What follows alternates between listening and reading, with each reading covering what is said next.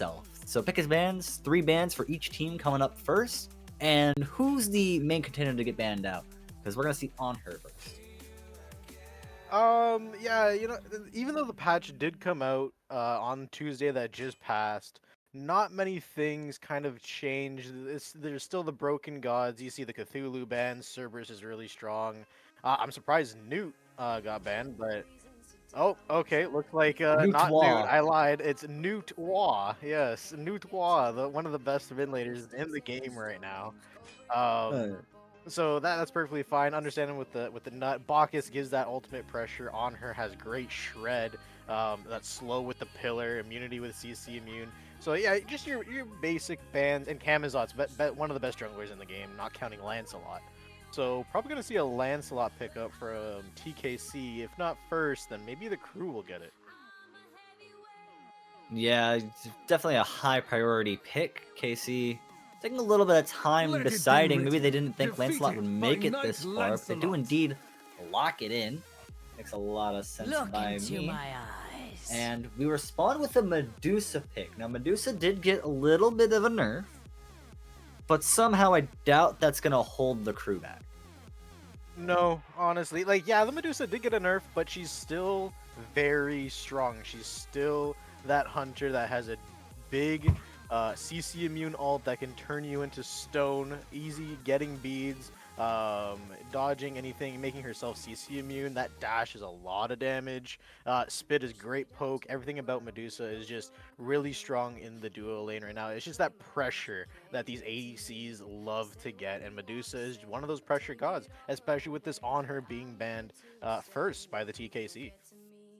And Medusa really feels like a god that if you gain the advantage, you can really press it. And it's not too hard to get yourself in that position with the amount of clear they bring. Fafnir is going to be our duo lock-in, assuming we don't have a Medusa mid or something silly along those lines. And I do like this duo lane.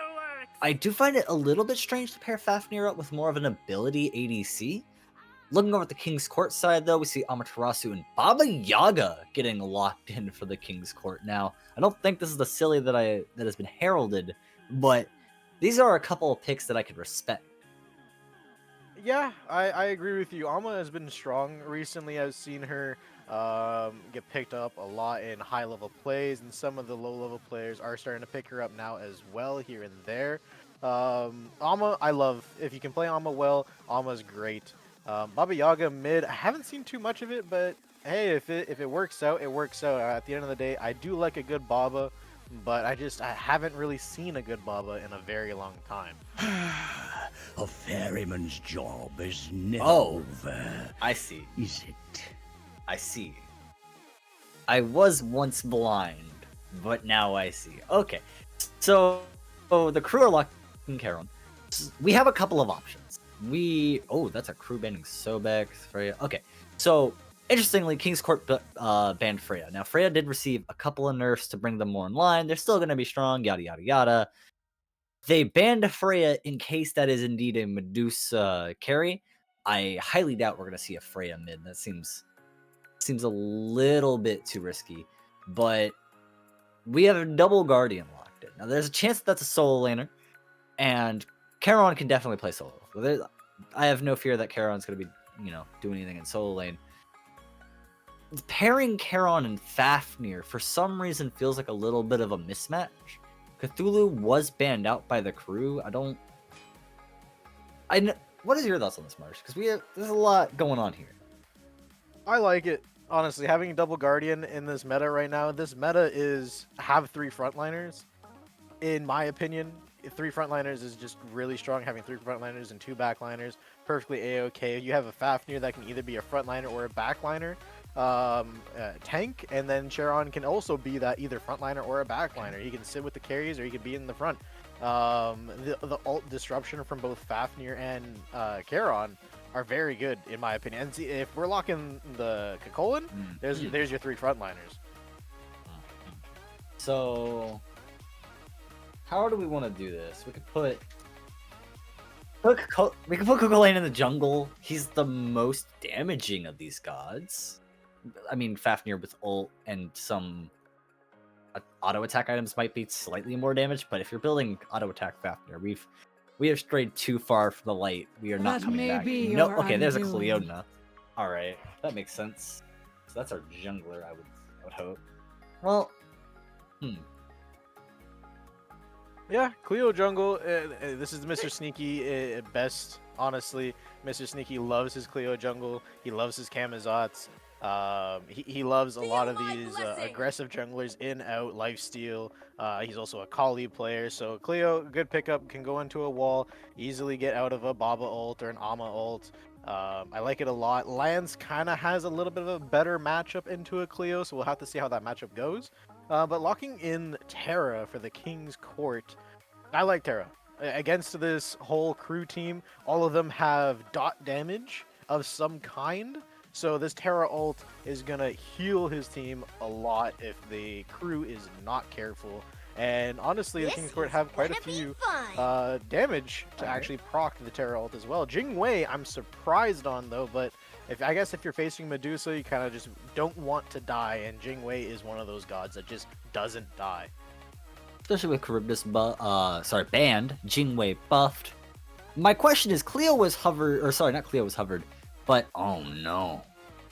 So Cleo was. Eggshell's gonna be powerful. Eggshell got a nerf also. Man, I keep saying all these gods got a nerf. There was like 6 god nerfs, and we're seeing all of them basically. But Even though it was a nerf, like I said, they weren't really harsh nerfs. It's still powerful. It's still strong. yeah, we're bringing Mind people you. in line. We're not saying Eggshell's not allowed to play the game anymore. We're saying Eggshell is going to be, a little bit more in line with our other mid laners. Eggshell and Baba Yeah. Yaga should be a fair matchup. My question was that Cleo was taken over the hover Kukulane. And yeah, I see. That's what production was going for. Okay, no. So I've seen this. Unfortunately, I had a friend who really liked Bird Bomb Odin, and I'm not ready. Even if I've seen it, there's no amount of ready I can be for this, because this is the moment we go. Okay, how many kills is Odin gonna have by 5 minutes? Because that's really gonna tell us what's gonna happen in this game. Because if Odin is gonna have 5 deaths or 5 kills, I mean, we're gonna have to wait and see. Because production, don't do this to me. I'm not ready for Charon mid or Cleo mid. Cleo mid could be funny. I don't think it's cool. Cleo mid is a thing. Cleo mid used to be a thing. It could be funny. That's what I'm It saying. used to be a just- thing. I wouldn't and it put still Cle- is a thing. Game is ready. I'm ready to find out. I think it's not gonna tell me anything because Cleo and Odin are gonna line up at the same spot anyway, and I'm gonna be like, huh? I wonder which one of these is. No, they didn't line up at the same spot. That's Charon. Okay. So Charon mid. When Charon was released, Charon got played a little bit mid. I remember this. He does a lot of damage for a Guardian, and he has He ranged does. autos. He And does. those are 2 things that you would expect from a mage, and he's a guardian. He has a little bit more health. This gives him a little bit of health. Now, Batman's going to be playing this. He's going to be piloting it all the way into Oblivion. He's going to start off with mostly normal mid stock. And I don't see anything wrong with that, though you're really going to... I'm not going to say struggle for damage. The thing about Charon is that he's going to have to get up to use quite a few of his abilities, mostly his dash. Because his dash is one of his most powerful abilities. It's what makes him such a great damage support, and even a solo laner. How do you utilize that when you're building full damage? Bede's already being forced over the duo lane by Jing Wei, by Joe from New York. That is an unfortunate but great aggression from Drew on this Fafnir. But as you were saying on this Charon, I play Charon mid. I'm a mid laner. I love Charon mid. The only thing about it that I do a little bit differently, that I personally like a little bit more, is I go the Rangda's Mask, because I get 1 defense item late game, because I already know that Ama and that Lance is going to be running at me, so I like to go a little bit of a breastplate in there, kind of get that 20 CDR, a little bit of fizz prots, all that nonsense, because I'm also a Guardian with all that. But going the Conduit is kind of showing me he's probably going to go for the full damage one-shot build. So hopefully we see something around those lines, and I am ready to see it, and hopefully it happens. Crossing my fingers, looking out for this. Let's go. Get me to 20 minutes already. I want to see this. All right, well, seeing junglers show presence, one in the right lane as Lancelot is helping clear some of those right camps. Meanwhile, Cleo in the left jungle just clearing that XP. So the crew in the King's Court's junglers aren't being too aggressive. They're not looking for picks right now because it might be ill-advised, but they are willing to try and win this XP battle. I will say, I think, just by looking at it really quickly, I do believe the... Oh, God, gosh dilly darn it, that's the Lancelot. There we go. Names are hard. The Lancelot got the better bid out of that for now, but Vriska might be finding a bad bid, and indeed, they bet their life on it, and they lose it. Yeah, definitely have to be careful fighting into a Medusa, especially as a Terra Jingwei. You don't have pressure. That is a no pressure lane. That is a no-no. Especially into a Medusa Fafnir of all gods. Fafnir stopping the autos from the enemy ADC, and Medusa Dash, as we saw, does a lot of damage, especially in the early game. Do have to 100% be careful of this. Now an invade coming into the King's Court jungle, looking at this purple buff, and I don't know if this Terra is going to be able to secure it. Nope, Medusa Spit, just way too strong. I don't know. It's looking like this Medusa Fafnir lane just kind of does whatever the heck they want, and if he steals green here, oh, close. I think he wanted Jimmy to. I think he was trying to get Jimmy to steal it, and if he did get Jimmy to steal it, that would have been hilarious. But looking like pressure coming out from the crew side onto the duo lane, and then pressure on the solo lane side for the King's Court. And they're early on getting that purple invade is super crucial. Every dollar that you're stealing from King's Court is practically $2 in your pocket. And while that's not showing right now, it's only a 300 gold difference. We don't really care about that. That's not even worth mentioning.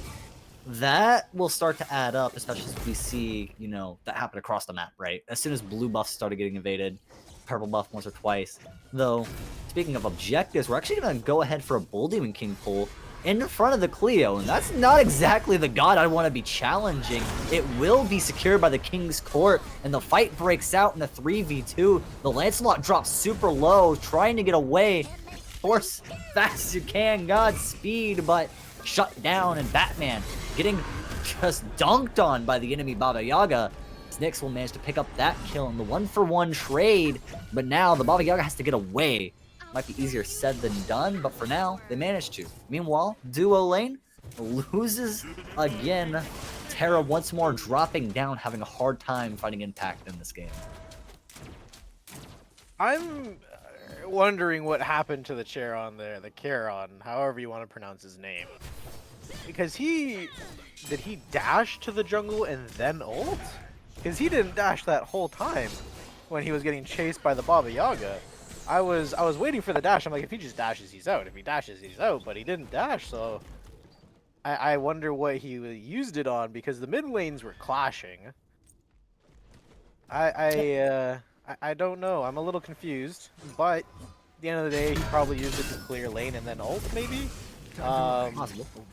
Possible, but at that point, why wouldn't you just ult from wave, right? Have your ult clear the lane at the same time. I'm just a little confused on that, but perfectly fine. Is what it is. They end up getting a few kills for it, and then another kill happened on the dual lane side. Oh my god, these guys! It looks like the crew are just prioritizing this dual lane, which is perfect.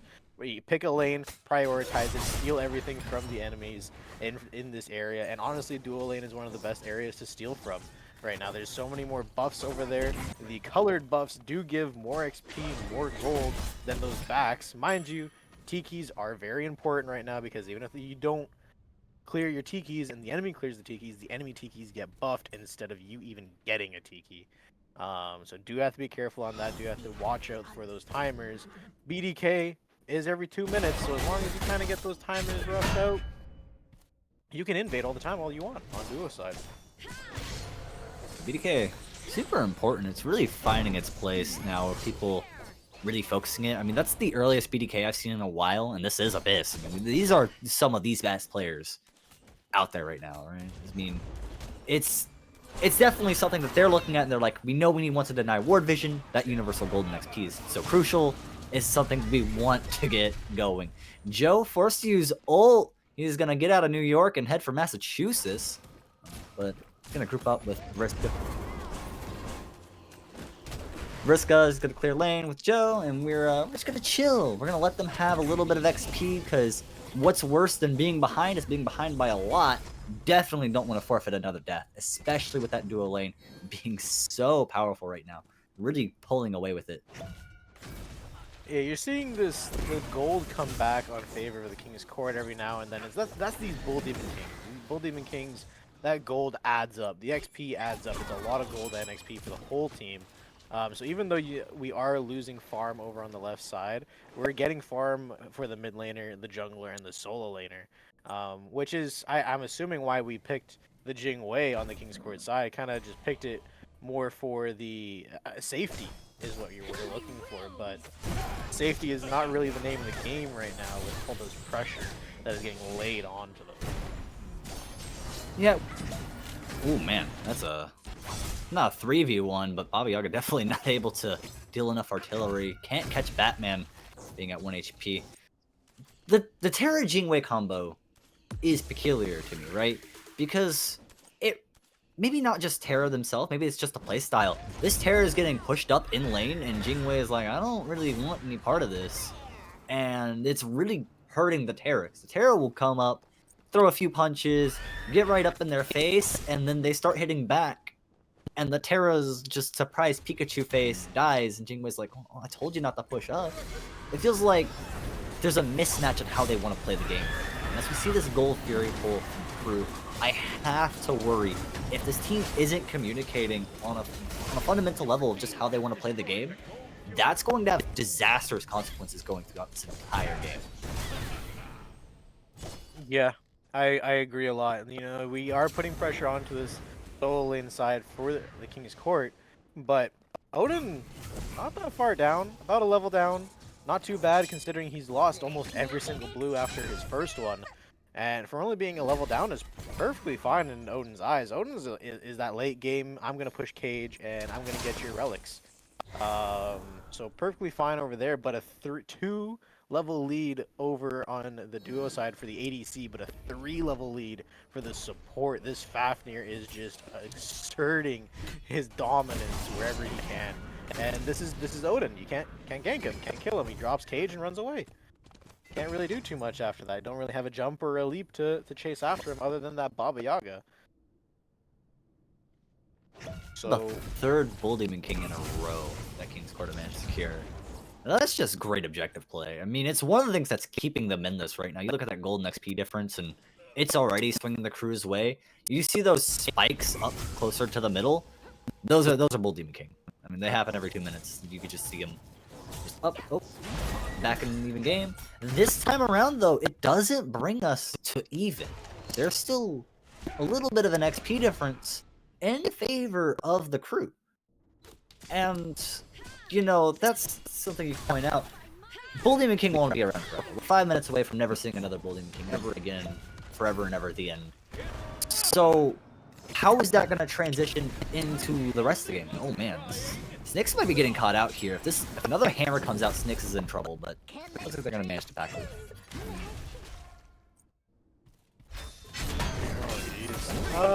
This is a great play. Getting the ult, killing. And that was a great play from the King's Court. It looks like they are going to lose their Lancelot maybe in this.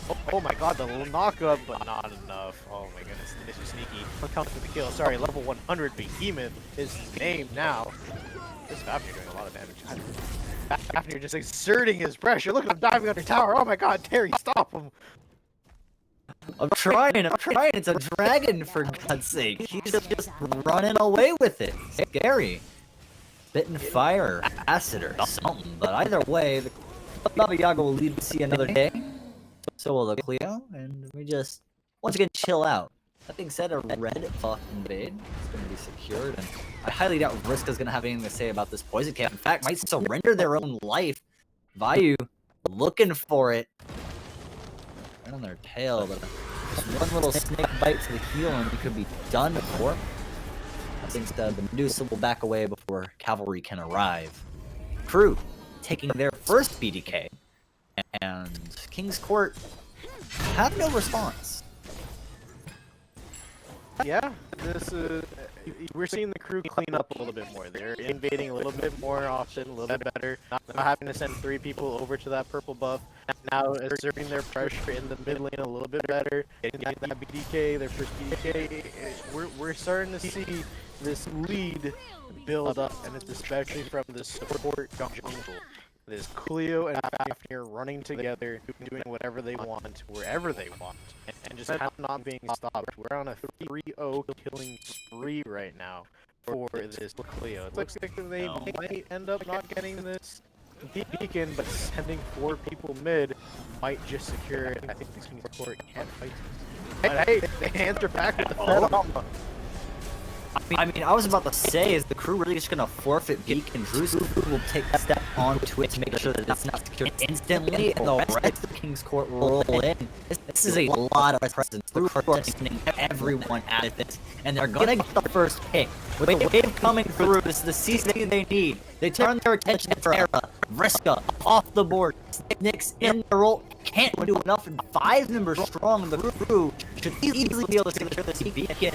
In fact, the Baba Yaga sticks around a little bit too much. 3-man gank the T1. Alfie trying to say something about it, but is left speechless. And the crew pick up another kill, and then the beacon. Those 3 kills, a beacon, and now what looks like a gold beard. Crew are just like, give me more, and they are taking everything with it. Doesn't matter about their health bar. They said, hey, we killed 3. Almost not gonna continue here. 1v5. Health is down. Our health bars are low. It's okay. Even if she does come in here, we lose 1, maybe 2 at the most. But hey, we got beacon, we got gold, and we got 3 kills. So that's a win in their books. Yeah, I'll take that win, honestly. Please, can I have some more? And unlike a small British orphan, they are eating very good right now. I mean, you can see they got money for it, they got the XP for it, they're getting pretty well. And as we see the BDK poll, this is getting bad because once again, the King's Court, this is the objective they dominated. They got objective almost every time, and now the crew are pulling up in full force, not going to let this go away. And the King's Court are so out. They don't have a united front, unlike the crew. If the crew decide to jump, if they decide to engage, this is going to get really ugly really quickly. I agree. The crew is pretty strong right now. The Fafnir, as I was saying, support is just 2 levels down from the enemy jungle. Cleo is a little bit behind. Good Aegis hits her into the wall, not having to worry about her life, and drops like right after. But I believe the crew actually got the BDK right there. I believe Cleo just soloed that. And the King's Court kind of just, okay, thanks. good solo. King's Court, we're ready to fight, they spread out, we're ready to re-engage, and then Cleo in the meantime just like, I guess let's just kill it, because they already dealt the damage. I mean, it was already like a third. Also, in the meantime, we've lost T1 life lane. So King's Court have lost the first power objective as well. This is all well and good, right? But it's not always about how you start, it's about how you finish. It looks like Alex got finished that like a human. He's gonna get finished off in turn. But you're doing a good job of securing that one. Vriska too late to the party. He didn't even have the party. Rapid jumps in, gets the stun, but no follow-up. He couldn't hit what they have so far. You know, this is a very back and forth game. We're only 3K up, 15 minutes in. It's a lead, but it's not a lead that they can't come back from. They can still come back great gold from there. Get their out of that fight, no problem. I have to be careful with myself. I'm gonna have to trash. I have to give up T1. Giving up T1 is very fine or bottom. Going into the next fight. Nyx on the other hand, can get all 4 boards from you have to be a little bit more careful. Still trying to go poke. Said, hey, I got 180. I can swing. My worry isn't so much gold difference for the Kings, right? 3,000 gold, that's so 4,000 gold. You know, it's a little bit worrisome, whatever. My worry right now is the XP difference. if you kindly reduction. Actually, that's not too much for me because at the end of the day, they max level 20. Can't get higher than level 20. So once one person gets to that level 20 on either side, that XP doesn't exist anymore. They can no longer get that XP, but everyone else can catch up to them. Whereas on the other hand, you can buy items, you can buy items, you can buy rewards. There's a lot of things that you can do with gold that you can't do with XP. Very true. There's just, reasoning to say, like, oh, I'm not worried about the increase. I'm not worried about the difference. So far, King's Court struggle and fights, struggle everywhere. It's not a matter of, this, like, these are all symptoms, right? Because we wouldn't be in this situation, King's Court, taking good fights and winning, right? We would be in this situation if the macro was a little bit. It feels like the GA has had worked out how they want. It feels like the fight had it as coordinated needing to be. Those are all symptoms that can be cleaned up mid-game. Don't get me wrong.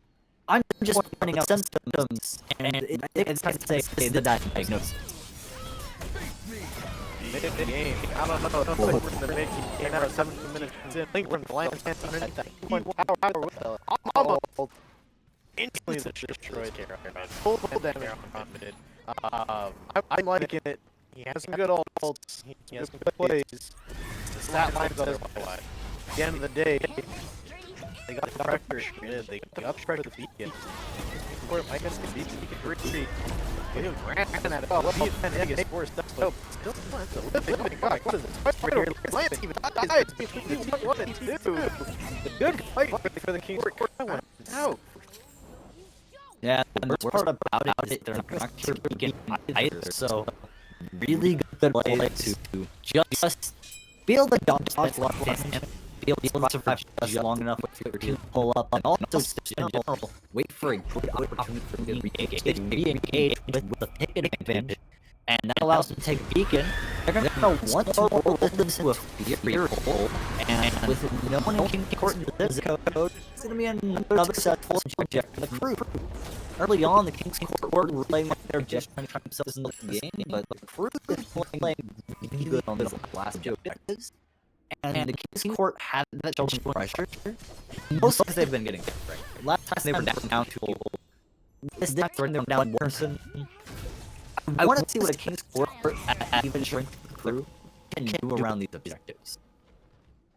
Are we going to see an even fight though? There's a goal like differential is just haunting roping. But we are in that level 20 like you saw already 19 minutes in. How long are we getting XP on the other lane side? Not on this 80. Everyone else though on the crew side level 16, 17, 15. After you get started right now, if you wanted to, looks like you opted for that binding though. Perfect in my book. So 15, you can get some pretty good value. Almost full build for the support. Really strong right now. 1-0-10 and unkillable. 2 bombs in pocket. It looks like the only one that has died on the side of the crew is just their mid laner. It looks like the mid laner, the chairman is the only one that has died on that side. So we're gonna take a quick 30-second break or so someone DC. We'll be right back in and get time at all. But yeah, we have been talking about the Karen being the only person who died, and that's a lot of times the Karen. What's strange to me is that every time the Karen gets jumped, they go to use their wave, right? And they use their wave, and it doesn't do anything because they're just everyone's on top of them. They can't rotate to find a good target. There's multiple people. There's only one person in the wave. It's just all around bad. You see Cleo clean up this Lancelot really quickly. I want to see Batman use his dash more passively, right? Because that can get you out of a bad situation. He's waiting until people jump out and using his ult. He should be using his ult more aggressively and his dash a little bit passively to get him out of trouble. I don't know honestly what he should do at this point in my eyes. At the end of the day, a mid laner's life for the whole enemy team is a win in mid laner's eyes. He's gonna drop ult, he's gonna drop as much damage as he can, and that ult's gonna hit a lot harder than the dash, and that ult's gonna get feeds, Vegas hits a lot better than dash as well. So seeing that get played and get used first is perfectly fine in my eyes. As long as the enemy team dies. If he dies, it is what it is at the end of the day. He needs to see the enemy team die for his death to be worth. No shot. Terra survives the full 5 rounds in the cage match, and they take it outside, and he still keeps going. Joe from New York to put down the Odin, kills traded on the front lines, but this favors King's Court. They now have control of the jungle. They have this Cleo locked down on the wall. They're not going to be able to catch them as they dash away, but this is a really good position from the King's Court. The issue is that there's not really a lot of objective they can go for. They can go for the Fire Giant, which would be a risky play. 4v3, this is the time to do it. You have the burn for it, you just don't have the secure for it. So it's a matter of, do you want to try and risk it for the biscuit? It looks like King's Court is not going to offer it, and that's probably the safer play. But honestly, 3k down, 21 minutes in, even if you do end up losing a fire, it's 21 minutes in. It's not going to be the end of the game. Defend the T2s. Be on your way. Their defense on the King's Court side is fairly strong. The siege on the Crew side is also fairly strong. Oh, sorry, excuse me. Opting for the safe play doesn't really get them too much. They did know that they got the chair on beads during that fight, so even baiting a fight at fire probably could have been better. Stagger their timers on the Crew side. Force the chair on up. Force the Cleo up. They got the Cleo Aegis there too in mid lane. Just kind of not forcing anything. They're playing a little, I think, a little too passive in my eyes.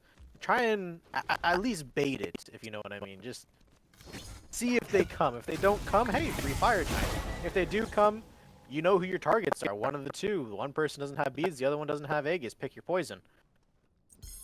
Ask them the question, have them answer it. Even if you don't like their answer, you could just ignore it. I mean, but I just say that wasn't the proper answer and be on your way. wrong answer. Walks back to Fountain. The Crew just very confused. Well, with all of this being said and done, we're back up to a 5v5. There's some pings for Fire Giant. Fury is up, though not the apple of any of these players' eyes. They're gathering around mid lane, gathering around this Fire Giant pit. Stygian Beacon is up. Would be a very nice win if they could get it, but it seems King's Court needs to back for some items, and they're just going to surrender the beacon for now. Crew have rolled every single beacon they've captured into a Gold Fury. Unlikely this time, as they're actually positioning around Pyro. And it's gone. My bad. Position? What? That Pyromancer wasn't even up in my eyes. Game up, or right back down. Looking at builds real quick, I just noticed. I just noticed something. The 4th/5th item, if you count starter, Prophetic Cloak on Baba Yaga, kind of confuses me. I know you're Baba. I know you can stack it fairly well, but 5th item? That's a little questionable in my eyes. You're not going to have it stacked up for these late game fights. It's not really going to give you any worth right now. He has 6 stacks on it. Not even trying to stack it, not even going for the poke to try and stack it to the best of his abilities. Doesn't really have... Yeah, oh true, he can't even stack it till Charon's is done. Charon will be done in no time. No, the Charon has only 8 stacks. The higher the stacks, the more it juices. Oh yeah, it'll be done, and it'll be done soon enough, right? I mean, I guess next fight it'll be done, and then we start stacking this Prophetic. I do see what you're saying. Is that it's? You think the game's gonna go on that long? You're expecting the game to go 40 minutes for you to get double stacked, fully done? He's triple stacking. Mind you, he finally got a poke. Yeah, there we go. See, you're already at 7. We're cooking. Yeah, big boy numbers, right? 25 minutes in, hurrah, 7 stacks. They count to 8. They need the vision for him to poke to get these stacks. Baba Yaga poke is good. It's strong. Doesn't really reach too far like a Thoth poke. But hey, get the vision. He can get the poke. Get the poke. He can get the stacks. Coin finally finished now after walking around the map a lot, trying to get those prophetic stacks. Ends up getting another one that's 8, 22 more. And let's see. Counting with the count right now. 7. 8. Yeah, this prophetic's gonna go a lot faster now that we've finished off the Charon's coin.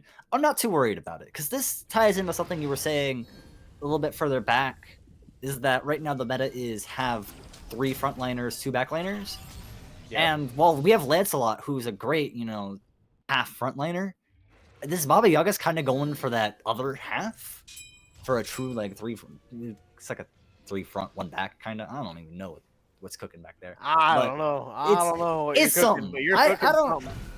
We're doing something. I will say that the survivability, because we already have Warlock Staff, which gives the most HP in the game. We have Prophetic Cloak. This Baba Yaga will not just die twisted. And that has merits to it. Especially when you're really looking at that Cleo to burst them down, really looking at that Medusa. That's who you need to be worried about. I don't know. It's going to be a... Let's see how this plays out, especially as we're surrounding for this fight. Once again, 5 strong, but they actually catch out Alfie. They're going to try and do their best on this Amaterasu to stay alive, but not for long. Batman dropped low. Behemoth. Joe from New York. Who's Joe? All right, we are just murdering everyone. Get a mop. Mop up all of this blood of Vriska. Next up, Mother Earth. Can you get away? Oh, man. More blood spilled. There goes the Terra, and the Baba Yaga stuck around too long. They tried to poke. They tried to get something going. Maybe a kill and recompense, but they're going to get chased all the way back. And I don't know if they have the runaway to do it. They're going to die to a deicide. This is going to be Fire Giant, and they're going to be able to walk this up and most likely at least take a Phoenix. That was a really big fight for the crew. It just Ama stepping up by themselves there, caught on a ward, caught on that vision that the crew had, and just got absolutely deleted. Everyone on the crew understood the assignment. 5-man death ball, kill the Ama as fast as you can, and then absolutely got the Ama to, I think it was like a quarter HP when the jungler finally notices that Jingwei, hey, stepping up here, good time to go into a wall, set some traps, and instantly blew up Jingwei before she could even Aegis. Gets the beads off, couldn't get the Aegis off, just too fast of a blow up from this Cleo. 8-0-5 is the stat line of the Crew's jungler, and actually mirroring that stat line is the Medusa. 8-0-5. We can kind of see who the problem is for the King's Court on the side of the crew. Good fight all around. Unfortunate positioning for the King's Court. Might have to take that back to the drawing board. Do have to be careful for the next Fire Giant fight. The King's Court really just walked at the crew one at a time. You talked about the Ama, you talked about Jingwei. But that was really a matter of, we will take these fights one at a time. We left our support for dead. We left Vriska for dead, and that's the support's job. Sometimes you just gotta be the sacrificial lamb. Boo-hoo, the support's gonna die. But the Baba Yaga didn't even leave. The stacks aren't that important. You can get more stacks later, if there is a later. I don't think it was doing? a stacks thing. It was more of a, maybe I can do some poke damage, but with that build right now, she has pen. You have prophetic cloaks. You don't have the poke that necessarily. Yeah, you don't have the should damage have. to blow somebody up, especially when they're at 75, 80% health. I mean, they did get Cleo pretty low. Mind you, if that was a damage item in that slot there instead of prophetic, that probably could have been a kill. A little unfortunate. Might have been. been. It is. But Might have been a kill. That Cleo looked like they were at like 400 HP. Didn't look like they were that healthy. Definitely, I think, could have been a kill there. Either way, did stay a little bit too long. Thought they could get the kill. Didn't have the damage to follow up. That's what happens when, well, now it's a 14k gold difference. But before, it was, what was it, a 5-6k gold. Still a relatively large lead, so do have to be careful. As we're seeing a dual lane siege coming through. Not everyone's grouped up just yet, but a siege they're not ready. Yeah, we're in here and people are still pulling up. They just got the invites and Didn't even need the RSVP. They're just gonna show up at the front door, come a knocking. The crew already got the place a rocking. They have already taken the Phoenix. Decide not to push this any further. They're just gonna roll back at this last remaining T2.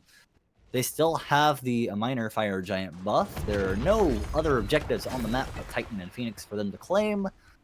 So what are we gonna do here, crew? We can just fall back.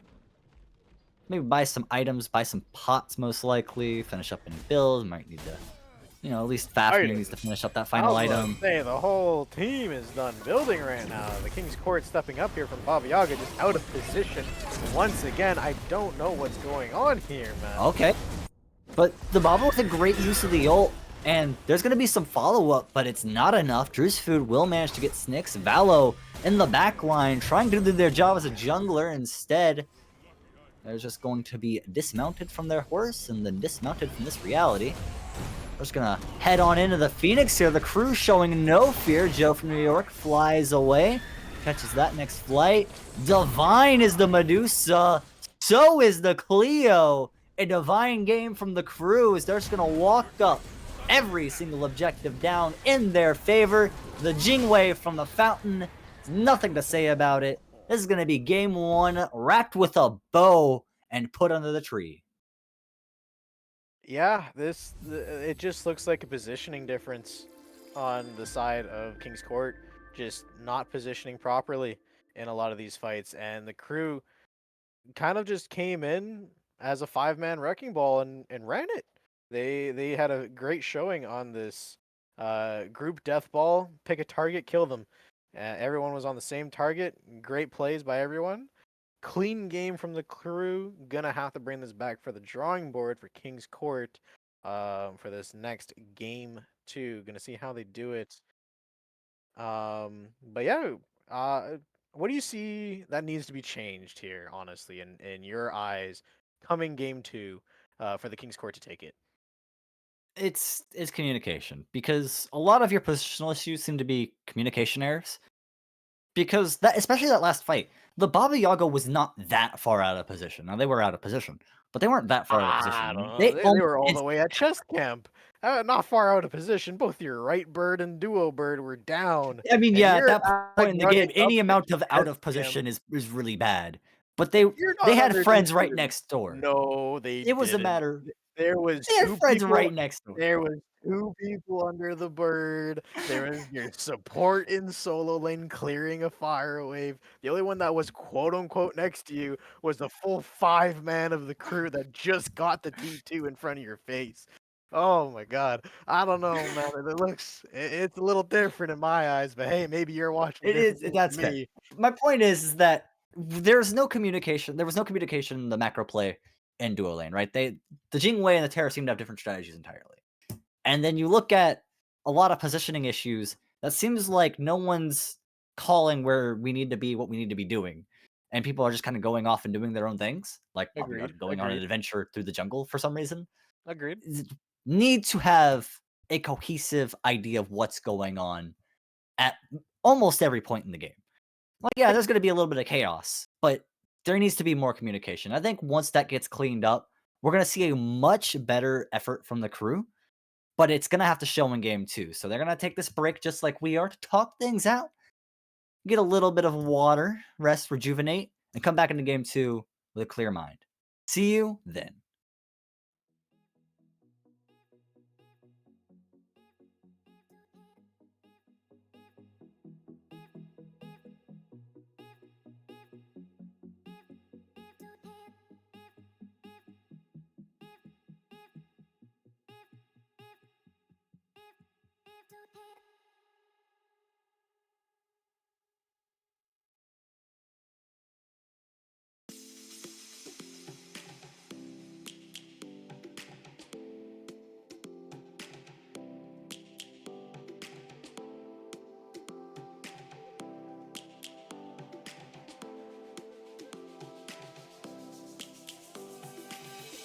Lions roaring in the morning sun, searching for a longer day.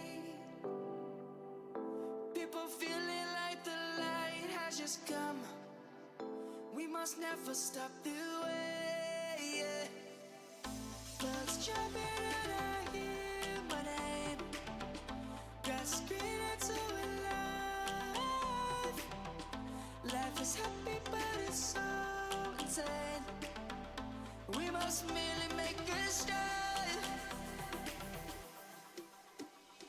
Savannah, I'm coming home, Savannah. We'll never be alone, Savannah. The beauty of the world, Savannah. Let's all take a walk, Savannah.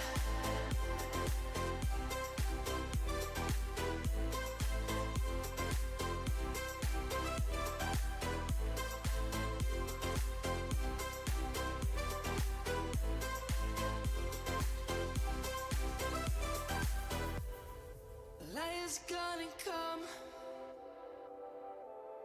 The birds have just begun. We will always take a stand for the people, for the land. Let's go back to when we were young. For the animals we stand. Let's go back to when trees were swung. Kids across the land. Savannah, I'm coming home, Savannah. We'll never be alone, Savannah. The beauty of the world, Savannah. Let's all take a walk, Savannah. I'm coming home, Savannah. We'll never be alone, Savannah. The beauty of the world, Savannah. Let's all take a walk.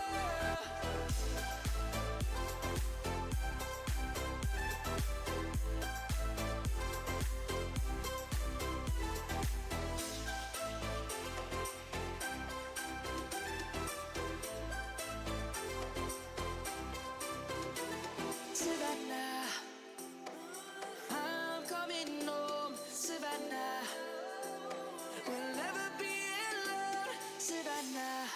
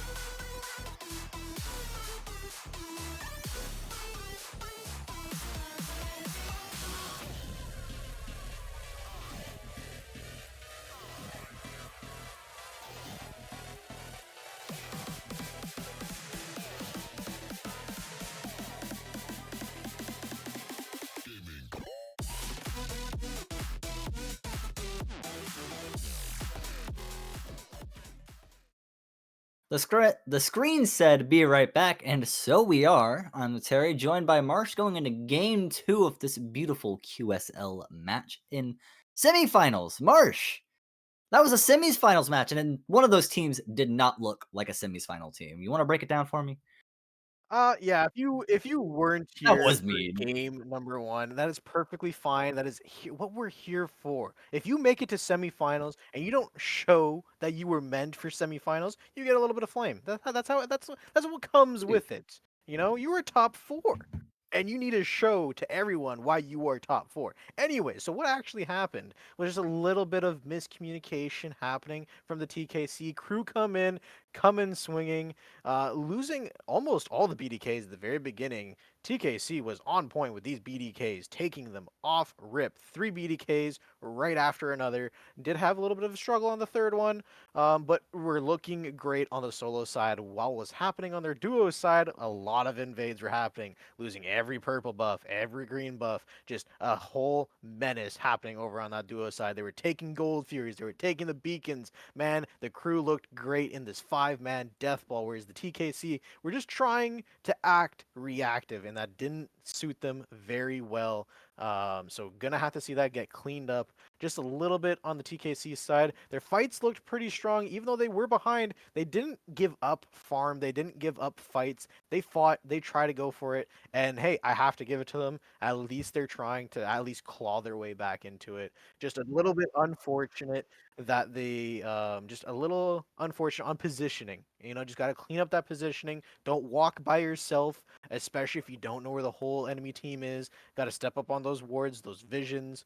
Raven wards are a thing, sentry wards, anything like that, just to make sure that you are safe walking up, especially when they do have Fire Giant and just took your mid lane tower.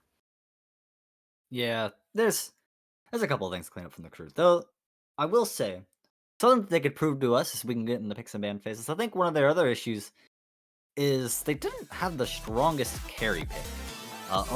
We banned Afro. So we did have a little bit of technical difficulty. It seems production That seems logical. has decided No, that I like Afro needs to be banned. I like that.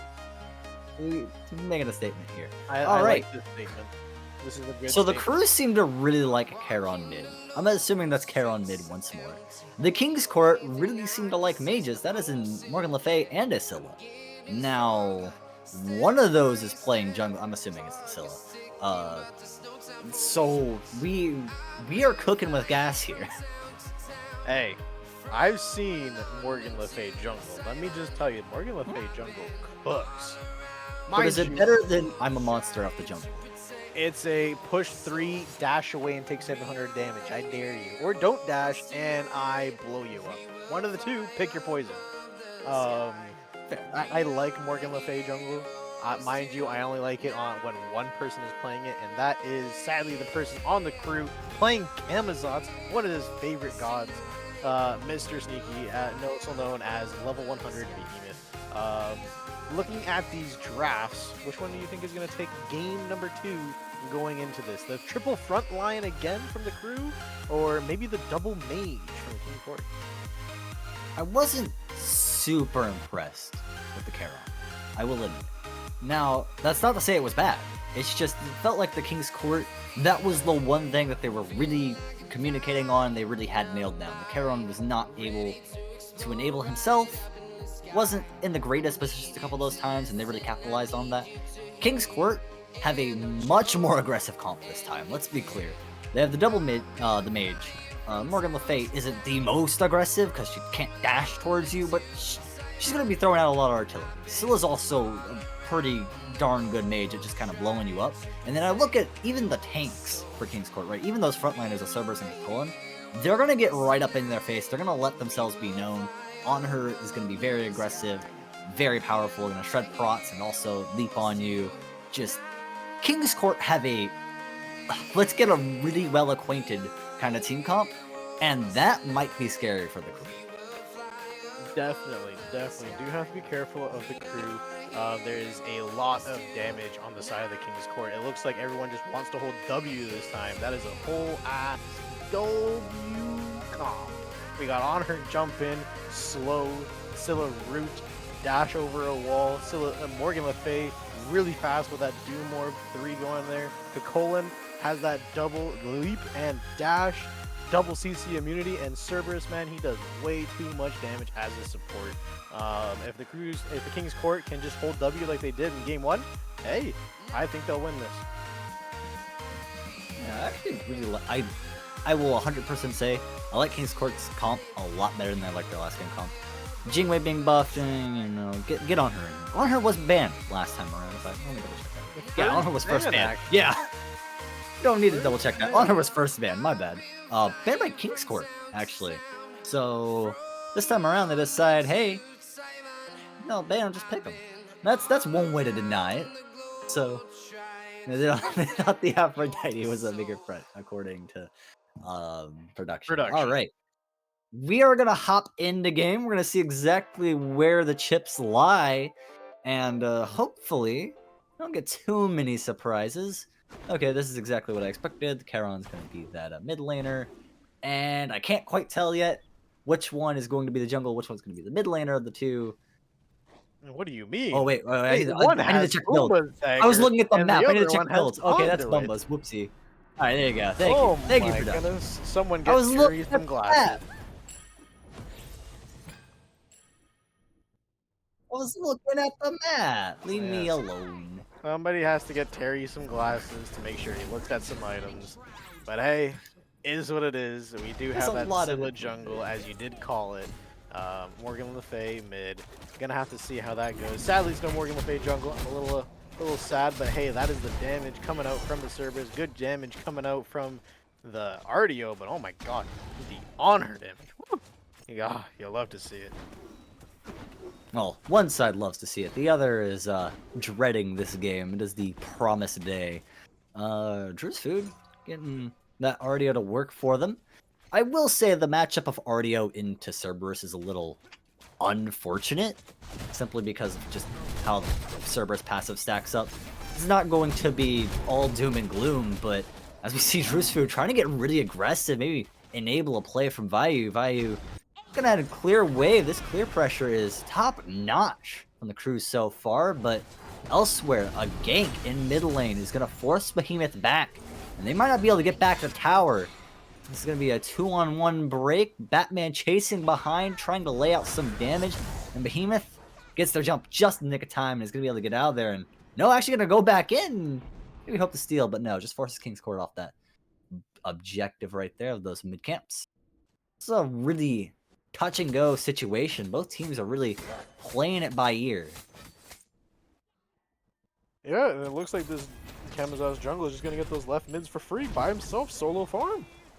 Who has the Charon got mid lane, Free real solo estate. farm. Love to see it. Ooh, and a steal there. Got at least one of those. Yeah, this is get looking all three. pretty good for the creep side for that mid lane farm. Getting those mids is their crew is putting a lot of pressure over on this duo side. Hachi and Artie are getting more pressure than a Cerberus on her. If you told me that the Cerberus on her was gonna lose pressure, I would have called you crazy. I mean, RDO's no slouch. You're right. Cerberus and on her should be putting up a little more than they are currently, but Running it at this. seems like the crew's just playing this really well. I mean, I Drew's Food- guess. yeah, Drew's Food's took them quite a few licks. And they've been really getting in there and forcing King's Court to make the decision of, okay, are we going to force clear or are we going to let this, RDO be, like, sniffing us? I don't like bears that close. Need some bear repellent. And they throw a few things at the bear goes away, but then they lose clear. So really having to make some unfortunate decisions, and so far those decisions have been going the way of the crew. Yeah, it does look like it's going on the side of the crew. They do end up backing up, going to their purple buff, securing their own purple, which is nice. Like to see it, everyone getting their purple, second purple at least. Whereas I'd like to see a little bit more aggression on the King's Court side, especially for that dual lane, especially when the RDO dashes in, has no mana afterwards, and just freely walks out. Yeah, it's a little questionable for me, but hey, you secure your own purple and get everything for it. Good blink coming out from the Kamazots is a little bit low on the mana side. Blink coming from Zilla. Oh my gosh, the plays. Love Valo to is see it. sweating. Ult for ult, blink for blink. Mind you, didn't use the Morgan Le Fay ult. That's the only ult that wasn't expended over there, whereas the Charon and the Kama ults were expended over there to try and kill the Scylla on Value, playing the Scylla. Honestly, pretty back and forth. There was kills by 4 minutes in. Now everything's gone a little bit slower. By now, I think there was, 3 deaths that happened already? 2 over in the duo lane, maybe 1 that happened in the mid lane.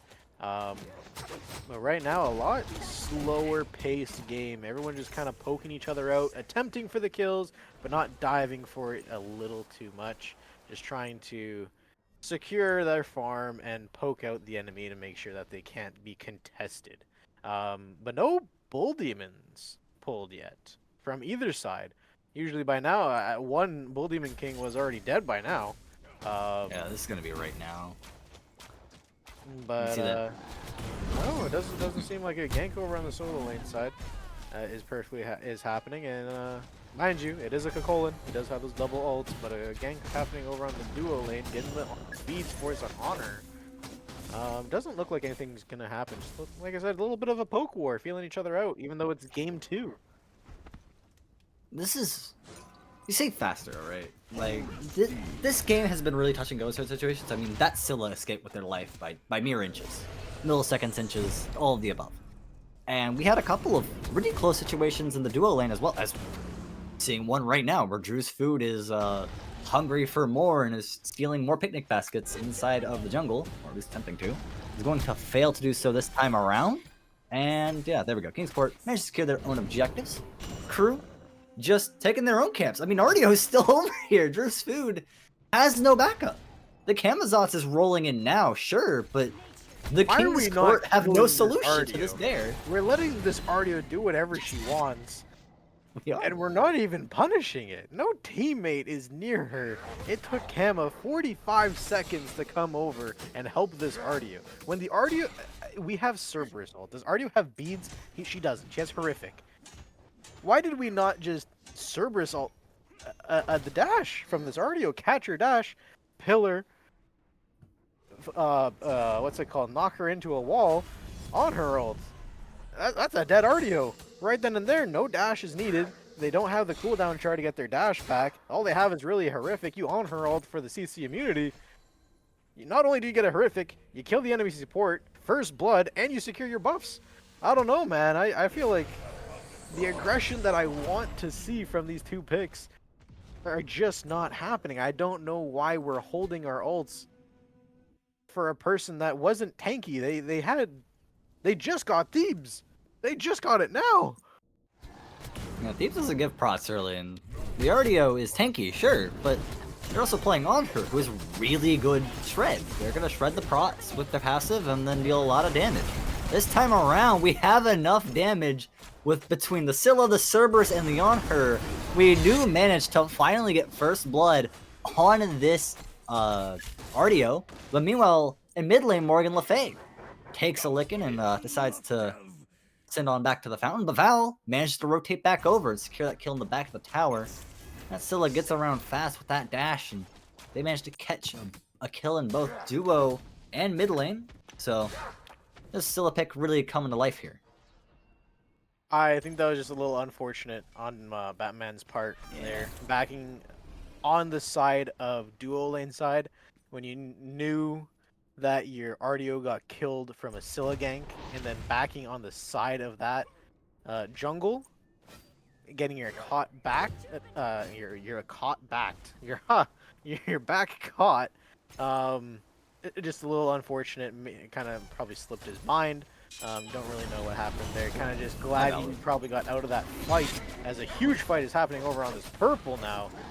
And looks like Cerberus is going to try and run away, and we lose Drew again. Oh my goodness. The crew, what's happening? Game 1 looks so clean. I think the Artio is starting to realize that Gauntlet of Thieves doesn't give prots before it's stacked. It's one of the dangerous things about the item is that the health is good, sure, but you don't get any prots until it's stacked. It's one of the drawbacks of the item. Hey, if you read the item, he Yes. has 3 prots. He had 3 prots. He has Like, 3 give a round of prots. applause for those 3 prots. Those Doing are so much to keep that Artio alive. 3 prots, alright? The 3 prots that are instantly shredded by on her. I mean, yeah, we get a prot per stat, which at full build is insane. Right now we have 3 prots, and we go. Wait, where are my prots? So King's Court getting 2 kills on the Artio, not the person who should be getting killed twice by 10 minutes, but hey. At least it's the support, right? The Artio playing from behind, not the best support to be playing from behind on, but if there's anyone in the lobby to be playing from behind, it's gonna have to be the support. It's gonna have to be the Artio. We're just gonna have to deal with it. Hey, 9.5 minutes in, first BDK falls. If this was game 1, yeah, this is by this time, I think, what was it, 3 or 4 of them died. 3, yeah. Ooh. Yeah, this is a good attack over on Straight. Hey, lots of damage Beautiful. coming through. One more hit and gets the hit, cleans it up, and oh my goodness, Batman run, run Batman run.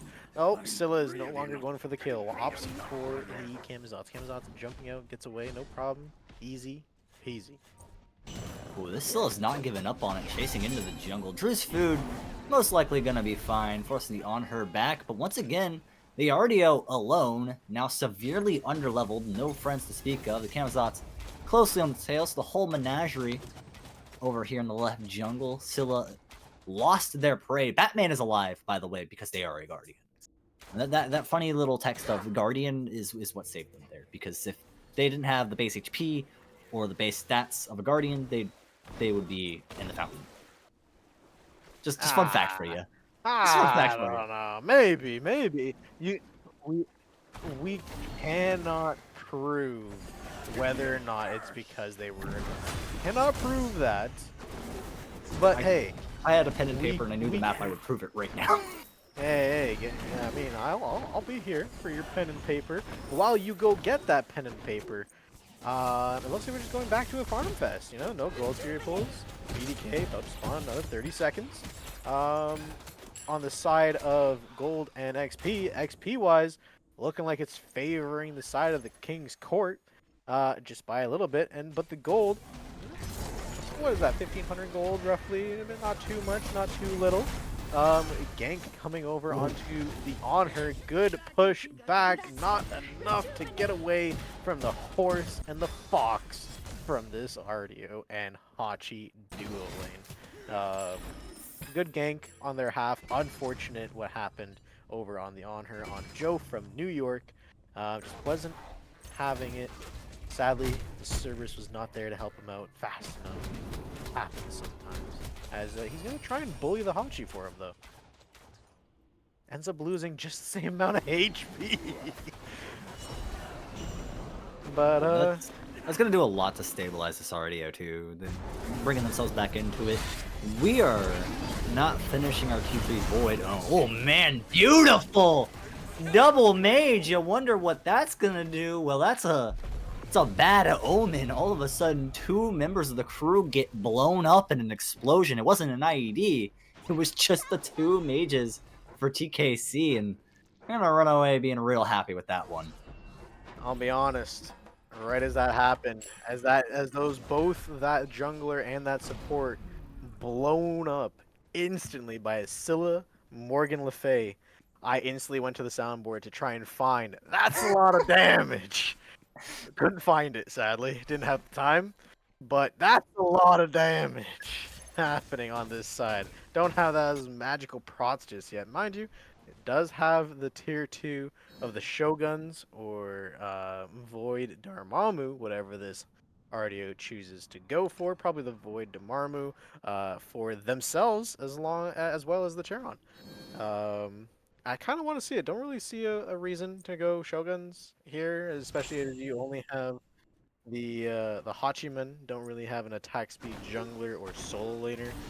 I just noticed that we ran back both the Charon mid and the Odin solo. I didn't even realize we had an Odin solo. I'll be honest. I thought it was on the other side. Yeah, it's on the same team. It looks like. Totally forgot. Didn't even realize. Mind you. They're doing Odin solo lane's been real quiet. Yeah, right. You have a Kokolin in the solo lane, but nothing's really happening. Kind of questionable, but hey, it is what it is. Everyone's just securing their farm, going back to farming. 3K lead on the side of King's Court after that fight in the mid lane. 12 minutes in for that beacon. Looking great on the King's Court side. Just getting that gold lead a lot better. And it looks like they also opted for the BK. Might end up losing the Gold Fury for it. On her is here to answer a little bit early for the ultimate. Does end up not securing it, but a fight breaking out and Ardio's life does fall. Yeah, this is a dead Ardio, but fall? What a Lives? what an ultimate from the Charon. Don't die to Drew's the Food's tower. not getting out of Don't this. die to the Full tower. Die reference. to the tower. Die to the tower. What? Die to the tower. Oh, Die to yeah? the tower. Gonna Oh, get it in minions time. came in. Dodged it. Minions. But the minions Minions, no. betrayed. Betrayed by your own I kind. don't Maybe think he thought they ended could get up away with trying, it. waiting for minions. I think what ended up happening was just waiting that extra little bit of time to make sure that no one did get that quote-unquote last hit timer. Because even though you didn't get hit, I think it's like, what, 8 seconds around there before you end up dying to a minion or to a tower, and it still donates the kill. It's a really awkward amount of time. It's a lot of time. So probably was playing around that timer, not really thinking it, and then just got caught out by those minions. Unfortunate timing. Maybe they could have waited for the minions and thought, hey, Dash would be up in time, but hey, Morgan Le Fay. Doom I would Orb. argue could have turned right Catching for up. E2. That would have been. Yeah, I guess could have ran to the T2, but maybe opted for, who knows, maybe we'll end up living from a T1 damage. Alright, well. The past is the past. The RDO is once again deep in the forest, doing what bears do. Fox. Deep in the forest. I thought It this will was the always jungle. it will always be a bear in my heart. RDO always transforms into a bear in my heart, even when they are a nice little consignment. And oh man, we're getting aggressive behind the T1, which is no longer there in their defense, but this is still very pushed up. There is no one to help. This is a 2v3 now as Vayu is gonna have to do all the damage. Drew's Food trying to do something, but Joe from New York gives them a little bit too much damage. And that's gonna be 3 kills going the way of the crew in quick succession. It's gonna be a 4th potential, it's gonna be a response potentially. No, that is a 4th. That is Batman gone. There will now be a response as Snicks drop low. Odin managed to secure it, but that leaves them waiting around for maybe a little bit too long. Alfie and Valo now on the chase. Vriska on the way, but most likely going to be a little bit too late. It's going to have to all come down to the Scylla, who just can't quite get it done. That being said, 4 kills is nothing to scoff at, and the crew are definitely going to be left reeling. That is a great take to the King's Court there. The crew being way too aggressive for the lead that they do not have, running right in front of the T2 tower on the duo lane side. It was a great pressure, I guess. Didn't really get anything for it. Ended up giving a double kill over to the Honor, getting him back into the game. Was 2 levels down, now only a level, probably a little bit less once he comes back and farms up and gets his camps as well. And then, not only that, but Snicks, Morgan Le Fay taking the 1v2 in mid, winning it, killing the Kamazots, and then ending up living long enough for the Kakolin to rotate in and confirm the kill onto the Charon. If it wasn't for the rotation from Gigan, the Odin, to secure the kill onto that Morgan Le Fay, that Morgan Le Fay was out. That was going to be a 4 for none. Yeah. If I may really quickly, question, could you hover over T2 Voidemon for me? RDO's third item, second item? I believe it thanks, reduces sorry. prots, yeah. For each alley with that's a pretty solid alley. Okay. So it's a diet of both. All right. Well, Jinxon's going to be running, trying to find a health pack somewhere around. Or Jigan? How's the G? Okay. Jigan. Jigan. Odin. Jigan. Odin is running for his life. Odin's out of there, and actually decided not to retreat. Went back to lane and is probably going to regret that. They see Kakolin and go, "Oop, my bad, wrong room." Still ends up getting his lane. Don't have to worry about it. Hey, hashtag one more wave. We're always here for it. Great to see it, honestly. All Odins love to do it. They have that shield. They have that jump. They have their stun. They have their slow. And mind you, he just used ult. And look at that timer. It's almost up again. Gold this here is, being Fury pulled by the Cole, side of the and crew, though. This is spotted out. King's Court aren't in the greatest position to secure this, but Joe from New York's about to come in with ult. He's going to force out a lot of either relics or ults from the crew here, as there's a very well-placed Cerberus ult. Drew's Food's going to get deep in there. Vriska, now the target of a lot of damage. Level 100 Behemoth trying to get it done, but they're dropped so low, they'll get the kill, but trade it out instantly. 1 for 1, the crew have pushed King's Court back, but they now find themselves in the man deficit they needed RDO to back, and now they're on the run. This being said, as long as they get away safely, it's not likely King's Court will be able to secure that Gold Fury. 1 for 1 trade is all this seems to be. Honestly, not too bad. Losing your jungler, losing the support. King's Court end up taking the consolation prize as well, known as the Pyromancer. Is it really the consolation prize though? Those bombs are so good late game. Not only do they secure the Fire Giant, they take towers, they take birds. One is on your mid laner and one is on your ADC. I don't really like the bombs on ADCs, in my opinion. I understand it on the Morgan Le Fay because Scylla is going to try and secure with her 2 ult combo for objectives. So I understand that the mid laner can place it while the Scylla goes for that combo, get that extra damage. That's about 3k damage right there. You can probably place the bomb at like 5,000 health. Joe from New York is getting ran down underneath his T2 tower. Oh my goodness. I mean, alright, Alfie called in with the teleport glyph. This is going to turn things around very quickly, but they're lacking a dedicated damage dealer. They should be able to get Drew here if they stick around for too long, and indeed, looks like the RDO is going to find their demise. Nice bear rug. But that being said, the rest of King's Court has been on the way. Valo has managed to cut off the escape, force a fight, and while they're dropped to very low HP and will be secured by Sneaky, that might not be enough. They're now in a 2v3 fight, not a lot of position left for them to run, no space, they're running out of room to breathe, but they just narrowly managed to catch their breath, but the chase is still on. King's Court looking for Jigen. This Odin is going to have to run far and wide, but Behemoth has managed to get back. And for now, the Odin just playing interference, trying to stall for time and make their presence known, hold them off with Fury. Will die for that, though. Yeah, there we go. There's the die. Will die for it, but managed to buy enough time for crew to rally and possibly put up a resistance for this fight. Fury. They do have to be careful on the King's Court side. This Cerberus is a little bit low on HP. Not going to be able to tank this Gold Fury anymore. Charon ult coming through, good damage coming onto this on her. On her is very low HP. Doesn't look like he wants to say, kind of telling his team, I don't want to be here anymore.